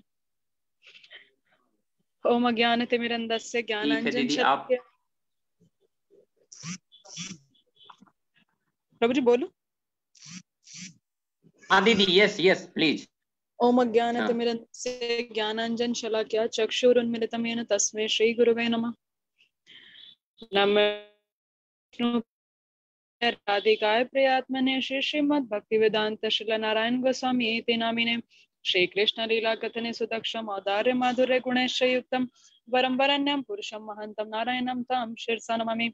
वन्देऽहं भक्ति चकोरं गौरांगनिज प्रेष्ठितं श्रीमते भक्तिवेदांत स्वामी वनं नमस्तुभ्यं। श्री राधाय निष्ठितं रसायनं कथामृतं संकीर्तनम् आनंदं गोस्वामी वनं नमः। सबसे पहले मैं जो स्पीकर होगा उसका वीडियो ऑन होना चाहिए। जय नित्यानंद प्रभु विष्णुपाद जी प्रभु जी कर दिया। सबसे पहले मैं अपने गुरुपाद पद में नित्य लीला प्रविष्णु विष्णुपाद अष्टोत्तर श्रीमद् भक्तिवेदांत श्रील नारायण गोस्वामी महाराज जी के चरण कमलों में अनंत कोटि बार दंडवत प्रणाम करती हूँ और उनकी अहेतु की कृपा की वांछा करती हूँ। तत्पश्चात मैं अपने शिक्षा गुरु पाद पद्म जय श्रीमद् भक्ति श्री गोस्वामी महाराज जी के चरणों में आंछा करती हूँ, और उपस्थित यहाँ पे सभी वैष्णव वैष्णवी, अनंग मोहन प्रभु, श्याम प्रभु, रमनेश दीदी, विनोद प्रभु जी, सभी वैष्णवों के चरणों में मेरा यथा योग्य दंडवत प्रणाम। मैं सबसे पहले मठ में बहुत स्टार्टिंग से ही आना मैंने स्टार्ट कर दिया था। 2001 में जब मठ की नींव रखी गई थी, तब उससे पहले तक हम लोग वहां पर बैडमिंटन सीखने जाया करते थे। वो एक प्लेग्राउंड था हमारा, बैडमिंटन कोर्ट था वहां पर। हम उस बैडमिंटन कोर्ट में जाया करते थे, वहां पे बैडमिंटन सीखते थे। तो वहां पर पता चला कि कोई एक संस्था है जिन्होंने ये जगह ले ली है, ये ग्राउंड ले लिया है, यहाँ पे एक मंदिर बनेगा। जो उन्होंने जगह ले ली, अब यहाँ पर हमारे को बैडमिंटन खेलना बंद करना पड़ेगा। तो बहुत बुरा सा लगता था, क्योंकि उससे थोड़े समय पहले ही मैंने वहां पर जाना स्टार्ट किया था। और कुछ समय के बाद में नींव रखी गई थी मठ की। मैंने गुरुदेव के वहां पर दर्शन किए थे, अपने गुरुदेव नित्यलीला प्रविष्णुपाद अष्टोत्तर श्री श्रीमद् भक्तिवेदांत श्रील नारायण गोस्वामी महाराज जी के 2001 में, जब मैं 5th क्लास में थी। उस समय गुरुदेव का प्रथम पहला मिलन, पहला दर्शन हुआ। उसके बाद में हमारे जो बैडमिंटन सिखाने वाले एक अंकल थे, वो भी बॉम्बे गए थे, तो उनकी ट्रेन में ही डेथ हो गई थी। तो हमें बहुत झटका सा लगा था कि ये तो मठ बना और हमारे सिखाने वाले टीचर भी चले गए। पर अभी मठ बनना स्टार्ट नहीं हुआ था, मठ की नींव रखी गई थी और उसके बाद में मठ सबसे पहले बेसमेंट में स्टार्ट हुआ था। तो हम लोग बेसमेंट में भी मठ में जाया करते थे, सिर्फ वहां पे ठाकुर जी के दर्शन करने हैं, वहां का प्रसाद पाना है। प्रसाद ने ही, मठ के प्रसाद ने ही शायद, मुझे जहां तक लगता है, क्योंकि मेरे अपने तो कोई शुभ कर्म ऐसे हैं नहीं, इस जन्म में तो मैंने नहीं किए, और कुछ पिछले जन्मों के होंगे तो वो मुझे पता नहीं। और ये सब मुझे लगता है जहां तक कि प्रसाद की ही महिमा है, कि वहां पे मठ में हम लोग प्रसाद पाते थे और दर्शन करने जाते थे। और कुछ समय बाद जब मठ बन गया, ऊपर मठ इस्टेब्लिश हुआ 2005 में आई थिंक, तो शायद मैं जहां तक गलत नहीं हूँ तो 2005 में ऊपर रमन विहारी जी, बड़े वाले रमन विहारी जी आए थे। फिर वहां पर गुरुदेव आए थे, तब मैं 10th क्लास में थी। 10th क्लास में मैंने गुरुदेव से, मेरा पहला प्रश्न ये था, मैंने देखा था सब लोगों को कि सब जने गुरुदेव से कुछ कुछ चीजें पूछ रहे थे। हालांकि मैं तो वहाँ के ब्लॉक की थी, तो मठ के ब्लॉक के होने के कारण मुझे इतना सब वहाँ के वैष्णव एटिकेट्स और ये सब चीजें पता नहीं थी, क्योंकि भक्तों का संग नहीं हुआ था। हम सिर्फ जाते थे तो संध्या आरती दर्शन करने के लिए या तुलसी परिक्रमा करी, इससे ज्यादा और कुछ नहीं करते थे। वहां पर गुरुदेव से मेरा पहला प्रश्न था कि गुरुदेव मैं 10th क्लास में हूँ, क्या मैं पास हो जाऊंगी? मुझे पता भी नहीं था कि वैष्णवों से क्या प्रश्न करना चाहिए, क्या नहीं करना चाहिए। बहुत मूड बुद्धि वाली हूँ मैं। तो गुरुदेव का ये उत्तर था कि यदि तुम मेहनत करोगी तो ही तो पास होगी, अगर मेहनत ही नहीं करोगी तो मैं तुम्हारा पेपर थोड़ी लिख कर आऊंगा। तो मुझे सुन के लगा कि ये कैसे संत है। लोग तो मुझसे पहले पूछ रहे थे कि गुरुदेव हमारा काम नहीं चल रहा, तो बोले कि तुम गैया को घास खिलाओ, पालक खिलाओ, ठीक हो जाएगा। तो ऐसा लगा कि मुझे क्यों सीधा से जवाब नहीं दिया, मुझे ये क्यों बोला कि तुम मेहनत करो, ये क्यों नहीं बोला कि मैं तुम्हारे पे कृपा कर दूंगा, तुम पास हो जाओगी। ये मन में विचार रहा और मैं वहां से बस उनके दर्शन किए, मठ में आरती अटेंड करी, प्रसाद पाया और चली गई।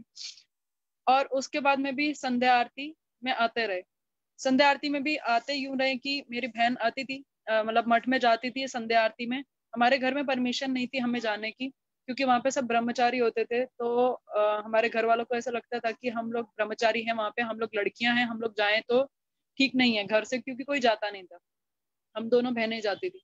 पहले मेरी बहन ने जाना शुरू करा हर चीज में, चाहे वो ट्यूशन सेंटर हो, चाहे वो स्कूल हो या मठ हो, हर चीज में पहले वो गई, उसने ट्रायल लिया, फिर आगे से छलांग लगा के मैंने उसको कवर अप कर लिया। तो वो गई और संध्या आरती में जाती थी, मैं भी जाती थी। ऐसे ही जाना आना चलता रहा। मैंने भी 12th क्लास में थी, मैंने बहाने से, मुझे पता चल गया था कि मठ में जाने के लिए, मठ में हरिनाम लेने के लिए एकादशी व्रत पालन करना पड़ेगा और प्याज लहसुन को छोड़ना पड़ेगा। उससे पहले हमारे मम्मी पापा एक राधा स्वामी सत्संग में जाते थे और कहीं कहीं पे जगह पे जाते थे, तो वो बोलते थे कि प्याज लहसुन नहीं छोड़ सकते। और मुझे ये था कि मेरे को वहां से नाम नहीं लेना, ये बात मुझे पता थी, बचपन से ही पता थी कि जीवन में हमारे को एक बारी गुरु को धारण करना चाहिए और गुरु को धारण करना ये अनिवार्य है जीवन में। अगर हम बिना गुरु के ही मर जाएंगे तो हमारी कोई गति नहीं होगी। ये बात हमें बचपन से हमारे माता पिता ने सिखा दी थी। तो मेरे मन में ये बात रहती थी कि जहां से आपने नाम लिया मैं वहां से तो नहीं लूंगी, मुझे वहां पे कुछ समझ में नहीं आता। फिर मैंने मठ में जाना शुरू करा और 12th क्लास में मैंने बहाने से कि मैं इस महीने की 2 एकादशी रखती हूँ, फिर अगले महीने की 2 रखती हूँ, करते करते मैंने 1 साल एकादशी व्रत पालन कर लिया। और 12th के जैसे एग्जाम खत्म हुए तो उसी बीच में मुझे ये शौक चढ़ा था कि मुझे हरिनाम की माला को गले में डालना है। जो मैंने पता किया अपनी फ्रेंड से, तो उन्होंने बोला कि उसके लिए प्याज लहसुन तो तुम्हें छोड़ना ही पड़ेगा, बिना प्याज लहसुन छोड़े माला नहीं मिल सकती। ठीक है, मैंने हरिनाम लिया। ये बात घर में सिर्फ मेरी मम्मी को पता थी, मेरे घर में किसी को नहीं पता थी। सुबह हरिनाम हुआ, शाम को मठ में प्रोग्राम था, गुरुदेव की हरि कथा थी संध्या के समय में। वहां से प्रसाद पाके वापस आ रहे थे और मैं गले से माला उतारना भूल गई। मेरे गले में माला लटकी रह गई। हमारे घर के ऊपर वाली आंटी ने बोला, अरे स्वाति तुमने हरि नाम ले लिया। मैंने बोला अरे मैं तो फंस गई। मेरी दादी ने बोला था कि इस घर में मेरे जीते जी तो कोई प्याज छोड़ेगा नहीं। गुरुदेव की ऐसी कृपा रही, जैसी उन्हें रात में पता चला उस दिन के बाद से अगला दिन से लेकर आज का दिन हो गया, हमारे घर में कभी प्याज नहीं आया। चलता रहा यूं ही। हरिनाम मेरा गुरुदेव से हो गया। मैं हरिनाम शुरू में मैंने किया, उसके बाद मैंने हरिनाम को बहुत लाइटली ले लिया क्योंकि मुझे माला तो मिल ही चुकी थी। कभी तो माला कर, लेकिन प्याज लहसुन नहीं खाती थी, एकादशी व्रत करती थी। ये चलता रहा। 2 जुलाई में गुरुदेव आए हमारे मठ में और मुझे पता नहीं थी। वहां पे गई तो देखा रसानंद प्रभु, जो आज श्रीधर महाराज जी हैं हमारे, वो बैठे हुए हरिकथा कर रहे थे। तो पूरा मठ एकदम फुल हो रखा था, बाहर तक लोग बैठे हुए थे। तो वहां पे मैंने देखा कि सब लोग बैठे हुए हैं। किसी से मैंने पूछा कि आज इतनी भीड़ कैसे है, ये रसानंद प्रभु जी कैसे आए हैं? बोले तुम्हें पता नहीं चला क्या, गुरुदेव आए हुए हैं। पिछले 1.5 घंटे से गुरुदेव नीचे बैठे हुए थे, वो हरिकथा भी बोल कर गए। मुझे वो दिन था, बहुत तेज मुझे झटका लगा कि मुझे पता ही नहीं चला ये कैसे हो गया। मैं भागती हुई गुरुदेव के कमरे में ऊपर गई, किसी तरीके से माधव महाराज जी से सबसे विनती कर ली, हाथ जोड़ जोड़ के प्रार्थना कर ली, रो रो के प्रार्थना करी कि मुझे गुरुदेव के दर्शन करा दो, मुझे गुरुदेव के दर्शन करा दो। लेकिन वो नहीं हुआ। मैं प्रार्थना करती रह गई। मैं रात में उस दिन 11 बजे घर पहुंची, लेकिन मुझे गुरुदेव के दर्शन नहीं हुए। मैं शाम के 6 बजे से मठ में पहुंची हुई थी। पता चला कि वहां पे एक प्रभु जी थे, उन्होंने मुझे बोला कि गुरुदेव सुबह 5 बजे वृंदावन के लिए निकलेंगे, अभी गुरु पूर्णिमा का उत्सव आने वाला है, वो वृंदावन में मनाएंगे, तो आप लोग सुबह 5 बजे आ जाना। 5 बजे मैं नहीं पहुंच पाई। मेरे घर वालों ने बोला कि तुम लड़की हो, सुबह के समय नहीं जाएंगे, ऐसा तो है नहीं कि तुम गुरुदेव के दर्शन नहीं करोगे तो तुम्हारा सब कुछ छीन ही जाएगा, तो तुम्हें जब आएंगे दोबारा तब कर लेना। ये बात बोल के बिठा दिया। और उतने में ही मुझे एक प्रभु जी मिले, जिन्होंने मुझसे पूछा कि तुम हरिनाम करती हो? मुझे लगा कि नहीं, मैं तो हरिनाम नहीं करती। मैंने उन्हें सच सच बताया कि मैं हरिनाम नहीं करती, मैं 2 माला या 4 माला करती हूँ और कभी तो मैं वो भी नहीं करती। उन्होंने बोला ये तुम्हारा उसी का ही दंड है, तुमने हरिनाम नहीं किया, ये उसी का दंड है। तुम निरंतर रूप से 16 माला गुरुदेव ने बोली, तुम वो करो। जब तक नहीं करोगी तब तक गुरुदेव तुम्हें दर्शन नहीं देंगे। 7 दिन के बाद गुरुदेव आए तो मैंने 7 दिन तक मन लगा के 16 माला करी। 16 माला करने के बाद में जब गुरुदेव आए 9 जुलाई को, तो गुरुदेव की ही कृपा से ऐसा रहा कि मैं गुरुदेव के पहुंचने से पहले मठ में उनका वेट कर रही थी। जैसे ही पहुंचे गुरुदेव, गाड़ी खुली तो सबसे पहले मैंने गुरुदेव के चरण स्पर्श किए, दंडवत प्रणाम किया। तो गुरुदेव ने मेरे सिर के ऊपर हाथ रख के बोला, अब तो खुश हो। ये शब्द ऐसे शब्द थे जिन्होंने मुझे बहुत कुछ रियलाइज करा दिया, बहुत कुछ दे दिया। इन्हीं शब्दों ने मुझे ये बता भी दिया कि गुरुदेव अंतर्यामी है। ये सब लीला इसीलिए ही हुई थी कि मैं ठीक ठीक रूप से हरिनाम नहीं करती थी। फिर ऐसे ही चलता रहा। गुरुदेव बीच बीच में आते थे, दर्शन होते थे। हम लोग गोवर्धन की परिक्रमा के लिए गए थे। अन्नकूट के बाद का समय है। पूजा दीदी, रोहिणी नंदन प्रभु और मैं, हम लोग सब काफी लोग गए थे। पर उसमें से हम तीनों जनों ने दीक्षा लेने का मन बनाया था कि हमें दीक्षा लेनी है। हालांकि उस समय पूजा दीदी बोलती थी कि मैं 16 माला भी कभी कभार नहीं कर पाती, मेरा ऑफिस का शेड्यूल बिजी रहता है। और आज पूजा दीदी किस स्तर पे हैं ये हम सब जानते हैं। तो दीदी को मैं पूरे रास्ते में बोलती बोलती गई थी कि आप माला किया करो, आप ये किया करो, वो किया करो। पर वहां पर जाके क्या हुआ कि गुरुदेव अस्वस्थ थे। गुरुदेव ने हमारे पहुंचने से पहले ही गुरुदेव मठ से उठ चुके थे, मतलब हॉल से उठ चुके थे, अपने रूम में चले गए थे। किसी भी प्रकार से हमारी दीक्षा नहीं हो पाई तीनों की। हम लोग बहुत रोए, इतना रोए, इतना रोए। हम तीनों ने ना तो ब्रेकफास्ट प्रसाद लिया, ना हमने लंच प्रसाद लिया, कुछ भी नहीं लिया। तब मैंने वन महाराज जी के पहली बार दर्शन किए थे। वहां पर जब महाराज जी के दर्शन हुए, महाराज जी ने भी हमसे पूछा था कि क्या हुआ, क्यों रो रहे हो। सब एक एक जना हमसे पूछ चुका था क्यों रो रहे हो, लेकिन हमारी दीक्षा नहीं हो रही थी किसी प्रकार से। पूजा दीदी की सिर्फ दीक्षा हुई क्योंकि उन्हें पूना जाना था, हम लोगों की नहीं हुई। हमारी बाद में हुई एनुअल फंक्शन के टाइम पे। फिर गुरुदेव की अस्वस्थ लीला का समय आया। गुरुदेव की अस्वस्थ लीला मानो ऐसी थी कि इतना कीर्तन का समय चल रहा था, वो 2-2 घंटे की शिफ्ट्स लगती थी कि हम लोग सब आ रहे, हमारे ग्रुप्स बन गए थे, हम लोग 2-2 घंटे के लिए हरिनाम करने के लिए, संकीर्तन करने के लिए जाते थे। तब मैंने पहली बार कृपा कटाक्ष, नंद नंदन आश्रम, ये सब कीर्तन हमने करे और गुरुदेव की कृपा से काफी कुछ तब कीर्तन सीखने को भी मिले। तब हमें ये लगता था कि हमारी प्रार्थनाओं से गुरुदेव ठीक हो जाएंगे, लेकिन ऐसा नहीं था। गुरुदेव ही हमारा शुद्धिकरण कर रहे थे, गुरुदेव ही हमारे से हरिनाम करवाना चाहते थे, हमारे से हमारे को अपनी वैल्यू भी करवाना चाहते थे। जो हमने उन्हें सिर्फ एक मटीरियली एक साधारण पुरुष समझा हुआ था, वो साधारण नहीं थे, वो तो साक्षात उस गोलोक वृंदावन धाम से आए हुए थे। तो गुरुदेव के समय में बहुत सारे लोग आते भी थे और गुरुदेव के जाने के बाद में ऐसा काफी फिल्टर लगा भी और कुछ लोग चले भी गए। कि गुरुदेव की कृपा है कि उन्होंने हमें बचाए रखा। मेरा अपना तो कोई साधन बल नहीं है, पर कैसी भी परिस्थिति आई, हरिनाम नहीं छूटने दिया गुरुदेव ने और अपने ही निज जनों का संग नहीं छूटने दिया। तब उस समय वन महाराज जी मुझसे फेसबुक पे, जब गुरुदेव गोवर्धन से वापस आए, यहाँ पे अस्वस्थ लीला कर रहे थे, अभी कार्तिक की परिक्रमा आने वाली थी, तो महाराज जी मुझसे पूछा करते थे कि गुरुदेव की तबीयत कैसी है, आज दर्शन दिए या नहीं दिए, डॉक्टर्स ने क्या कहा, डॉक्टर आए थे नहीं आए थे, बस इतनी ही बातें होती थी मेरी महाराज जी से। गुरुदेव का डिपार्चर हुआ 29 दिसंबर को 2010 में।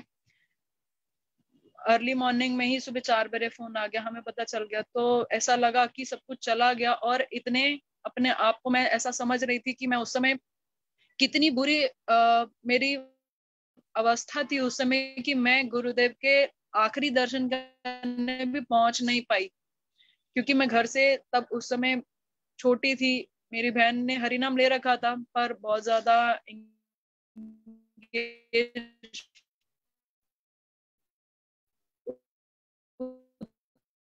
इतनी ज्यादा नहीं थी। इतनी भीड़ होगी तो अकेले कौन संभालेगा तुम्हें, मुझे नहीं जाने दिया। तब उसके बाद में मैं फर्स्ट टाइम 2011 में नवदीप धाम गई, गुरुदेव की समाधि के वहां पे दर्शन है। तब भी मैं गुरुदेव गए, आपके जाने के बाद अब हमारा कौन है, हम किससे अपने संशयों को दूर करवाएंगे, हम किससे ही प्रश्न पूछा करेंगे। हालांकि गुरुदेव के रहते रहते मैंने प्रश्न तो जो पूछे वो जागृति के प्रश्न पूछे थे, मैंने अध्यात्म प्रश्न पूछा नहीं था। परंतु फिर भी मैं यही सोचती थी कि किससे बात करेंगे, कौन ऐसा संग देगा। गुरुदेव हमारा ऐसा मूड बुद्धि है कि उनके रहते रहते उनका संग नहीं किया, जो वो कथाएं दे रहे थे वो नहीं सुन पाई, नहीं ले पाई। उनके जाने के बाद में मुझे उनका अभाव हुआ। ऐसा ही चलता रहा। 3G की क्लासेस चली, गौड़िया गर्ल्स ग्रुप की, उसमें चांदनी दीदी, पूजा दीदी, रश्मि दीदी, सब लोग आते थे। उनके संग में रहे, थोड़ा थोड़ा सा हरि कथा में, कीर्तन में उन लोगों ने एंगेज करने रखा। गुरुदेव की भागवतम हुई थी 2013 में मठ में, रमनी दीदी और हमारे प्रभु जी सब लोगों ने मिलकर करवाई थी। उसके बाद में हम लोग मठ नवदीप धाम गए थे। तुरंत बाद जिस दिन भागवतम का समापन हुआ था उसी दिन हम लोग नवदीप धाम चले गए थे। हम लोग भागवतम का जैसे ही प्रसाद दोपहर में हुआ उसी समय ही चले गए थे कि हमारी ट्रेन थी। वहां गए, वहां पे जाके रमनी दीदी हमारे साथ वाले रूम में ही थी, पूजा दीदी और हम लोग सब 12 लोग एक ही हॉल में रह रहे थे। तो दीदी ने मुझे बोला कि तुम अभी भागवतम में आई हो। तब मैं महाराज जी की भागवतम में आती थी सिर्फ क्योंकि मेरे को रमनी दीदी मेरी फ्रेंड थी, वो मुझे बुलाती थी, तो मैं थोड़ी देर के लिए ऑफिस से जाके बैठ जाती थी। मुझे समझ में नहीं आता था क्योंकि उनका काफी ज्यादा बंगाली एक्सेंट था।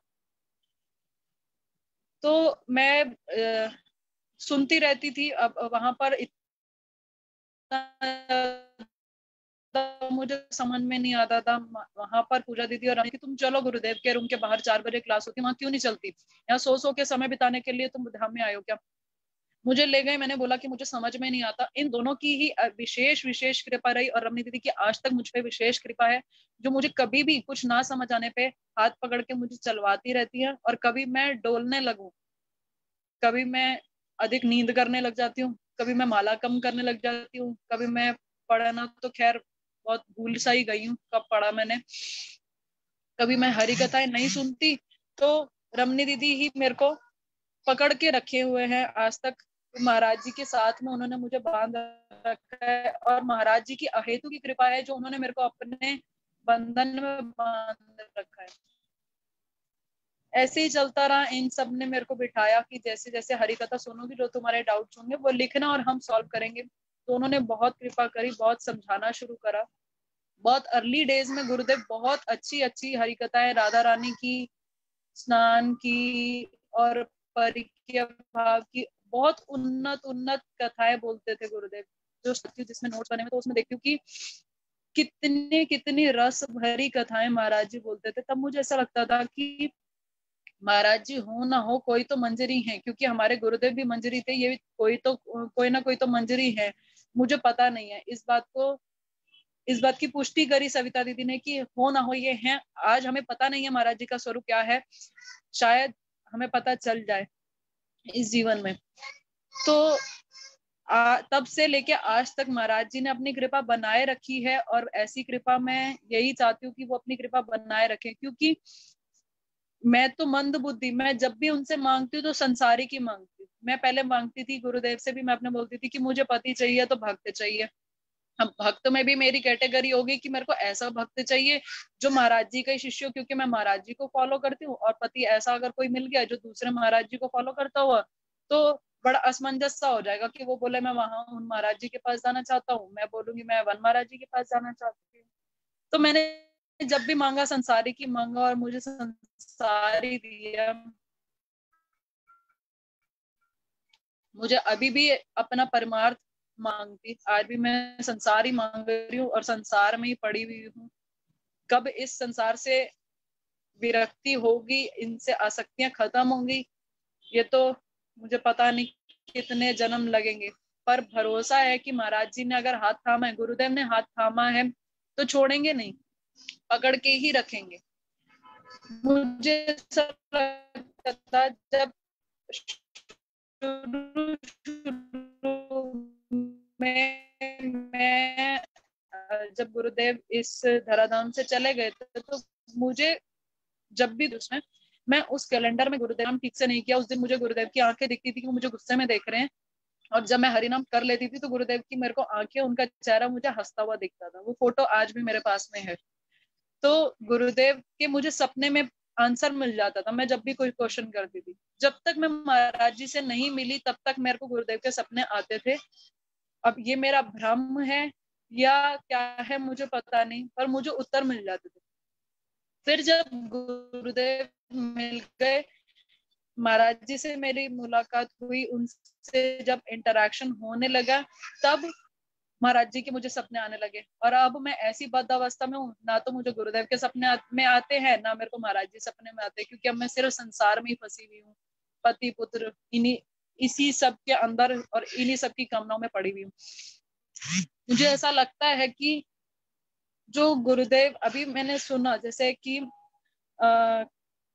मैंने जब गुरुदेव को श्रील भक्तिवेदांत वन महाराज जी को शुरू में ज्वाइन किया तो मैंने एक हरिकथा में सुना था कि आपका दीक्षा गुरु और शिक्षा गुरु का स्तर और मूड सेम होना चाहिए, वो सेम भाव के होने चाहिए। मुझे ऐसा लगा कि मुझे तो ये पता ही नहीं है कि मेरे दीक्षा गुरु और शिक्षा गुरु सेम है या नहीं है, तो मैं क्या करूंगी। मुझे कैसे पता चला कि मैं जिनके पास में अब जा रही हूँ वो सही है या नहीं है, वो मेरे गुरुदेव के भावों के हैं या नहीं है। तो क्योंकि जब गुरुदेव थे तब मैंने इतनी उनसे हरि कथाएं नहीं सुनी, उनके दर्शन तो मैंने बहुत किए हैं, बहुत उनके साथ में मॉर्निंग वॉक गई। 2-2.5 साल के अंदर अंदर मैंने बहुत गुरुदेव के दर्शन किए थे, पर उनसे हरि कथाएं इतनी ध्यान से सुनी नहीं थी। फिर मैंने नरसिंह चतुर्दशी, नित्यानंद त्रयोदशी और अद्वैत सप्तमी, अक्षय तृतीया, इन सब तिथियों पे सुबह गुरुदेव की ऑडियो सुनती थी, शाम को वन महाराज जी की ऑडियो सुनती थी, तो पाती थी कि पूरा A to Z एक एक शब्द जो गुरुदेव ने बोला वही का वही महाराज जी शाम में बोल रहे हैं। और गुरुदेव का जो वैशिष्ट्य, चाहे कथा कहीं से भी शुरू होगा तो मधुरेन समापेनी, वही वैशिष्ट्य मैंने अपने श्रील महाराज जी में देखा कि ये मधुरेन समापेनी होगा। जब गुरुदेव गए तो मेरे को ये अभाव लगता था कि मैं अब गुरुदेव किन्हें बुलाऊं। मेरे मुंह पे तो गुरुदेव वर्ड चढ़ा हुआ था और अब मैं इन्हें महाराज बुलाती, तो महाराज जी नहीं बुलाती, सिर्फ हरि कथा में या लिखने में डिफरेंशिएट करने के लिए महाराज जी वर्ड यूज करती हूँ, और अब मैं उन्हें गुरुदेव बुलाती हूँ। कब उन्होंने मुझे अपना लिया और अपना बना लिया ये पता नहीं चला। तो उनसे यही वो अपनी सेवा प्रदान करे, जैसे वो महाप्रभु का मिशन, गुरुदेव की वाणी, सब कुछ जो गुरुदेव जो वो बोलते हैं वो हर एक बात में बोलते हैं, रेफरेंस देते हैं। मेरा ये कुछ नहीं है। तुम्हें अगर शंका है या विश्वास नहीं है तो देखो, प्रभुपाद की वाणी है, सुनो, लेक्चर सुनो, ग्रंथ उठाओ, जो भी बोल रहे हैं वो सब कुछ रेफरेंस दे के बोल रहे हैं। वो सारा कुछ गुरु वर्गों से, गुरु परंपरा से जो उन्होंने पढ़ा, जो सुना और जो उन्होंने आचरण में गुरुदेव के देखा, वो एज इट इज वही का वही बोल रहे हैं। तो कभी भी ये संशय रखने की बात नहीं है कि हमारे गुरुदेव चले गए या हमारे गुरुदेव जो संग दे रहे थे अब हमें नहीं मिलेगा, तो ऐसा तो है नहीं, हो नहीं सकता कि हमें वो नहीं मिल रहा। इस बात के लिए तो 100% श्योर हूं मैं हालांकि किसी चीज की श्योरिटी देने के काबिल नहीं हूँ क्योंकि मैं इस चीज के लिए एलिजिबल ही नहीं हूँ, पर मैं ये बात बहुत दावे से बोल सकती हूँ कि जो हमारे को श्रील भक्तिवेदांत नारायण गोस्वामी महाराज जी दे रहे थे as it is Shripad Bhaktivedanta Van Maharaj ji दे रहे हैं। एक बारी मैंने सुना, मैं सोचती थी कि मैंने गुरुदेव का संग इतना नहीं करा, तो एक प्रभु जी हैं, उन्होंने बोला कि तुम कैसे मान सकते हो कि तुम्हें गुरुदेव का संग नहीं मिला। गुरुदेव कौन है, हम क्या चाहते हैं, राधा दास्यम चाहते हैं। गुरुदेव ने ये तो हमारे को तोते की तरह रटवा दिया, राधा दास्यम चाहिए। राधा जी का दास्यम मिलना और दास्यत्व को स्वीकार करना शायद अभी तो मेरी योग्यता भी नहीं है, क्योंकि अभी कोई एक जना हमारे को किसी काम के लिए ऑर्डर दे दे तो हम सीधा बोलते नौकर हूं क्या मैं तुम्हारी। तो हम तो दासत्व को, मैं तो अभी मेरी जो परिस्थिति है, मैं तो दासत्व को अभी स्वीकार नहीं करती। तो गुरुदेव ने हमें रटवा दिया, हमें क्या चाहिए, राधा दास्यम चाहिए। तो निज जन साक्षात रमन मंजरी, हम जिस धाम में जाने की बात कर रहे हैं उस धाम से साक्षात रमन मंजरी ने उतर के हमारे सिर के ऊपर हाथ रखा और हमारे को अपने ही निज जन दे दिए कि आप इनका अब संग करो। तो क्या हम बोले कि हम इस जीवन में हमने कुछ नहीं मिला? हमें मिला तो बहुत कुछ है, हम उसकी वैल्यू नहीं कर रहे। कि मैं बेसिकली हम की जगह मुझे मैं ही बोलूंगी, मैंने उसकी वैल्यू नहीं करी, मैं उसको जान नहीं पा रही। आज भी मैं संसार के अंदर पड़ी भी अपनी सुख सुविधाओं को ढूंढ रही हूँ। अभी भी मैं अपने हरिनाम को, अपने हरि कथा को ना सुन पाने का या वैष्णव फिलोसफीज को ना सुन पाने की मुझे ग्लानि नहीं होती, मुझे संसारिक सुख ना मिलने की हमेशा ग्लानि होती है। तो हमेशा मैं यही प्रार्थना करूंगी आप सभी वैष्णवों से, गुरुदेव से यही प्रार्थना करूंगी, जैसे आप सब अपने गुरुदेव की सेवा कर रहे हो, चैतन्य महाप्रभु के मिशन को गुरुदेव प्रचार कर रहे हैं, ऐसे ही किसी एक जन्म में मैं कभी वैष्णव सेवक बन पाऊं या गुरु सेवक बन पाऊं, गुरुदेव के प्रति मेरी निष्ठा हो और गुरुदेव की मैं सब थोड़ी सी भी मैं एक उनकी सेवा कर पाऊं, कण मात्र भी मैं उनकी सेवा कर पाऊं, यही मैं उनसे कृपा चाहती हूँ। और आप सभी वैष्णवों से मैं यही कृपा चाहती हूँ, तुम्हें सबे मिली कृपा करो, आमी अति दीन। और गुरुदेव के लिए जो गुरुदेव का एक नाम है, पतित पावन नाम है, गुरुदेव आपका यह पतित पावन नाम तभी सार्थक होगा जब आप मुझ जैसे पतित को तार दोगे। अगर आपने मुझे तार दिया तो आपका नाम तो ये सार्थक हो ही रहेगा, क्योंकि मुझसे अदम इस जगत में कोई नहीं। वांछा कल्पतरुश्च कृपा सिंधुभ्यो च पतितानां पावनेभ्यो वैष्णवेभ्यो नमः। थैंक यू सो मच, धन्यवाद। स्वाति दीदी ने बिल्कुल बहुत सुंदर रूप से वर्णन किया और अपने सारे हृदय के भावों को बताया कि किस तरह से how she connected with math and how she connected with Gurudev, किस तरह से गुरुदेव से मिली और सारी बातों को बताया, अपने हृदय के भावों को बताया। और जिस तरह से बोल रही थी स्वाति दीदी कि आप लोग कृपा करें, वास्तव में स्वाति दीदी के अंदर ये शक्ति है, वो कृपा कर सकती हैं क्योंकि उनके ऊपर गुरुदेव की विशेष कृपा है।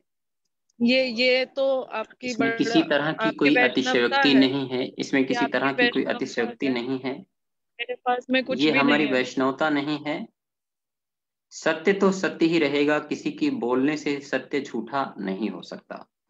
एक प्रभु जी ने प्रश्न किया यही है, तो सत्य है, यही तो सत्य है कि मेरे पास में कुछ नहीं, आप सब कृपा करें। एक प्रभु जी ने प्रश्न किया है कि हरि नहीं होती लेकिन मेरा नाम मत लेना।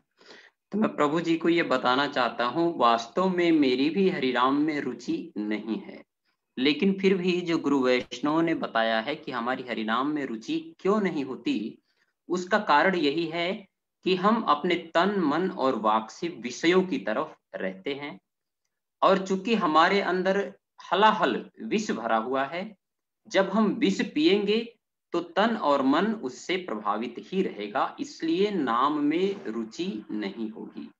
अब होगी कैसे, उसका कारण श्रील गुरुदेव बताते हैं। कहते हैं कि आप की रुचि तब होगी जब आप कम से कम हरिनाम इस तरह से करेंगे कि वो हरिनाम कानों में जाए। कानों में जब जाएगा तो जो गुरुदेव ने हरिनाम रूपी बीज दिया है, कहते हैं वो हृदय रूपी अंतःकरण में जाकर के उस जमीन पे जम जाएगा और फिर वह अंकुरित होगा, तब वो फल इत्यादि देगा। इसी तरह से कहते हैं माया बड़ी प्रबल है। जिस तरह से एक शराबी शराब पीने के लिए शराबी का संग करता है, उसी तरह से नाम में रुचि के लिए हमें भक्तों का संग करना पड़ेगा। यही श्री गुरुदेव ने भी बताया, यही श्रीमान चैतन्य महाप्रभु ने भी बताया।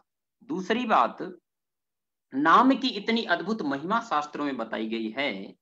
एक समय देवी सीता के लिए कहा गया, कहते हैं कि जहि विधि कपट कुरंग संग धाय चले श्री राम, सो छवि सीता राखी उरी रटती रटती हरिनाम। तात्पर्य इसका क्या है? इसका तात्पर्य यह है कि जो देवी सीता हैं वो श्री राम के संग चल रही हैं, केवल अपने मन में श्री राम को ही धारण करके रखी हैं और सदा सर्वदा उनके मन में हृदय में श्री राम ही बसे हुए हैं और वो भगवान के नाम को अष्ट प्रहर यानी 24 घंटे रटती रहती हैं। ये नाम की महिमा कह रहे हैं। नाम की महिमा कैसी है, यहां पर रामचरितमानस में गोस्वामी तुलसीदास जी कहते हैं, जासु नहीं बारह उतर ही नर भव सिंधु अपार। इसका मतलब यही है कि अगर कोई एक बार भी हृदय से और सच में जो नाम है वो निकल जाए तो इस भव सिंधु को वो पार कर सकता है। एक भक्त कहता है कि नाम में इसी तरह से अलौकिक रस है, आनंद का रस है। कहते हैं ये बात कौन जानता है? जो जपने वाला है वही हरिनाम की महिमा जानता है। लेकिन यहां पर एक बात, भक्त का अपना निज भाव है, कह रहा है कि आनंद तो है लेकिन वह कह नहीं सकता। कह रहे क्यों नहीं कह सकता? इसलिए नहीं कह सकता क्योंकि आनंद जो आता है वो मन को आता है और मन आपको इसलिए नहीं बता सकता क्योंकि मन के पास जिह्वा नहीं है, इसलिए इस आनंद को कहने में मन सक्षम नहीं है। इसलिए हरिनाम की महिमा वही जान सकता है जो हरिनाम के रस को पिया है, अर्थात ये गुरुदेव ही जान सकते हैं।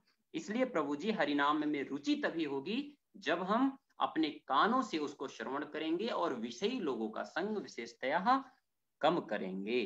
तो भक्तों का संग करना पड़ेगा, ऐसा ही आचार्यों ने बताया है। मुझे खुद नहीं पता ये बातें और विशेषतः मेरी अपनी खुद की रुचि नहीं है, इसलिए आप लोग कृपा करें कि कभी किसी जीवन में हमारी भी रुचि भगवान के नाम में हो। और बहुत बहुत धन्यवाद विशेषतः रमा दीदी, स्वाति दीदी, आनंद प्रदायिनी दीदी की इतना सुंदर रूप से गुरुदेव के बारे में बताया और अपनी अनुभूतियों को शेयर किया, जो वास्तव में बिल्कुल सत्य है। इन चीजों को मैंने, रमा दीदी की जो अनुभूति है, जो उन्होंने बताया, वो बिल्कुल प्रैक्टिकल है, मैंने देखा, उन्होंने मुझे शेयर भी किया था। और स्वाति दीदी की महिमा का वर्णन तो मैं कर नहीं सकता।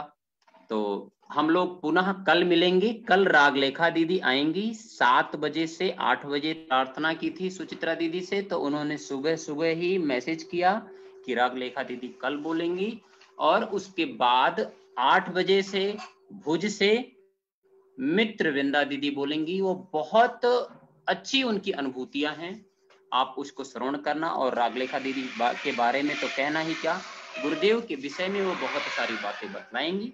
इसलिए आप लोगों से प्रार्थना है कि आप लोग कल 7 बजे बिल्कुल समय से आइए और गुरुदेव के उन जो रहस्यमयी भाव है उसको श्रवण करिए। हाँ, यदि मेरे से कोई गलती है तो उसके लिए मैं आप लोगों से क्षमा चाहता हूँ। पुनः हम लोग मिलते हैं कल। हरे कृष्ण।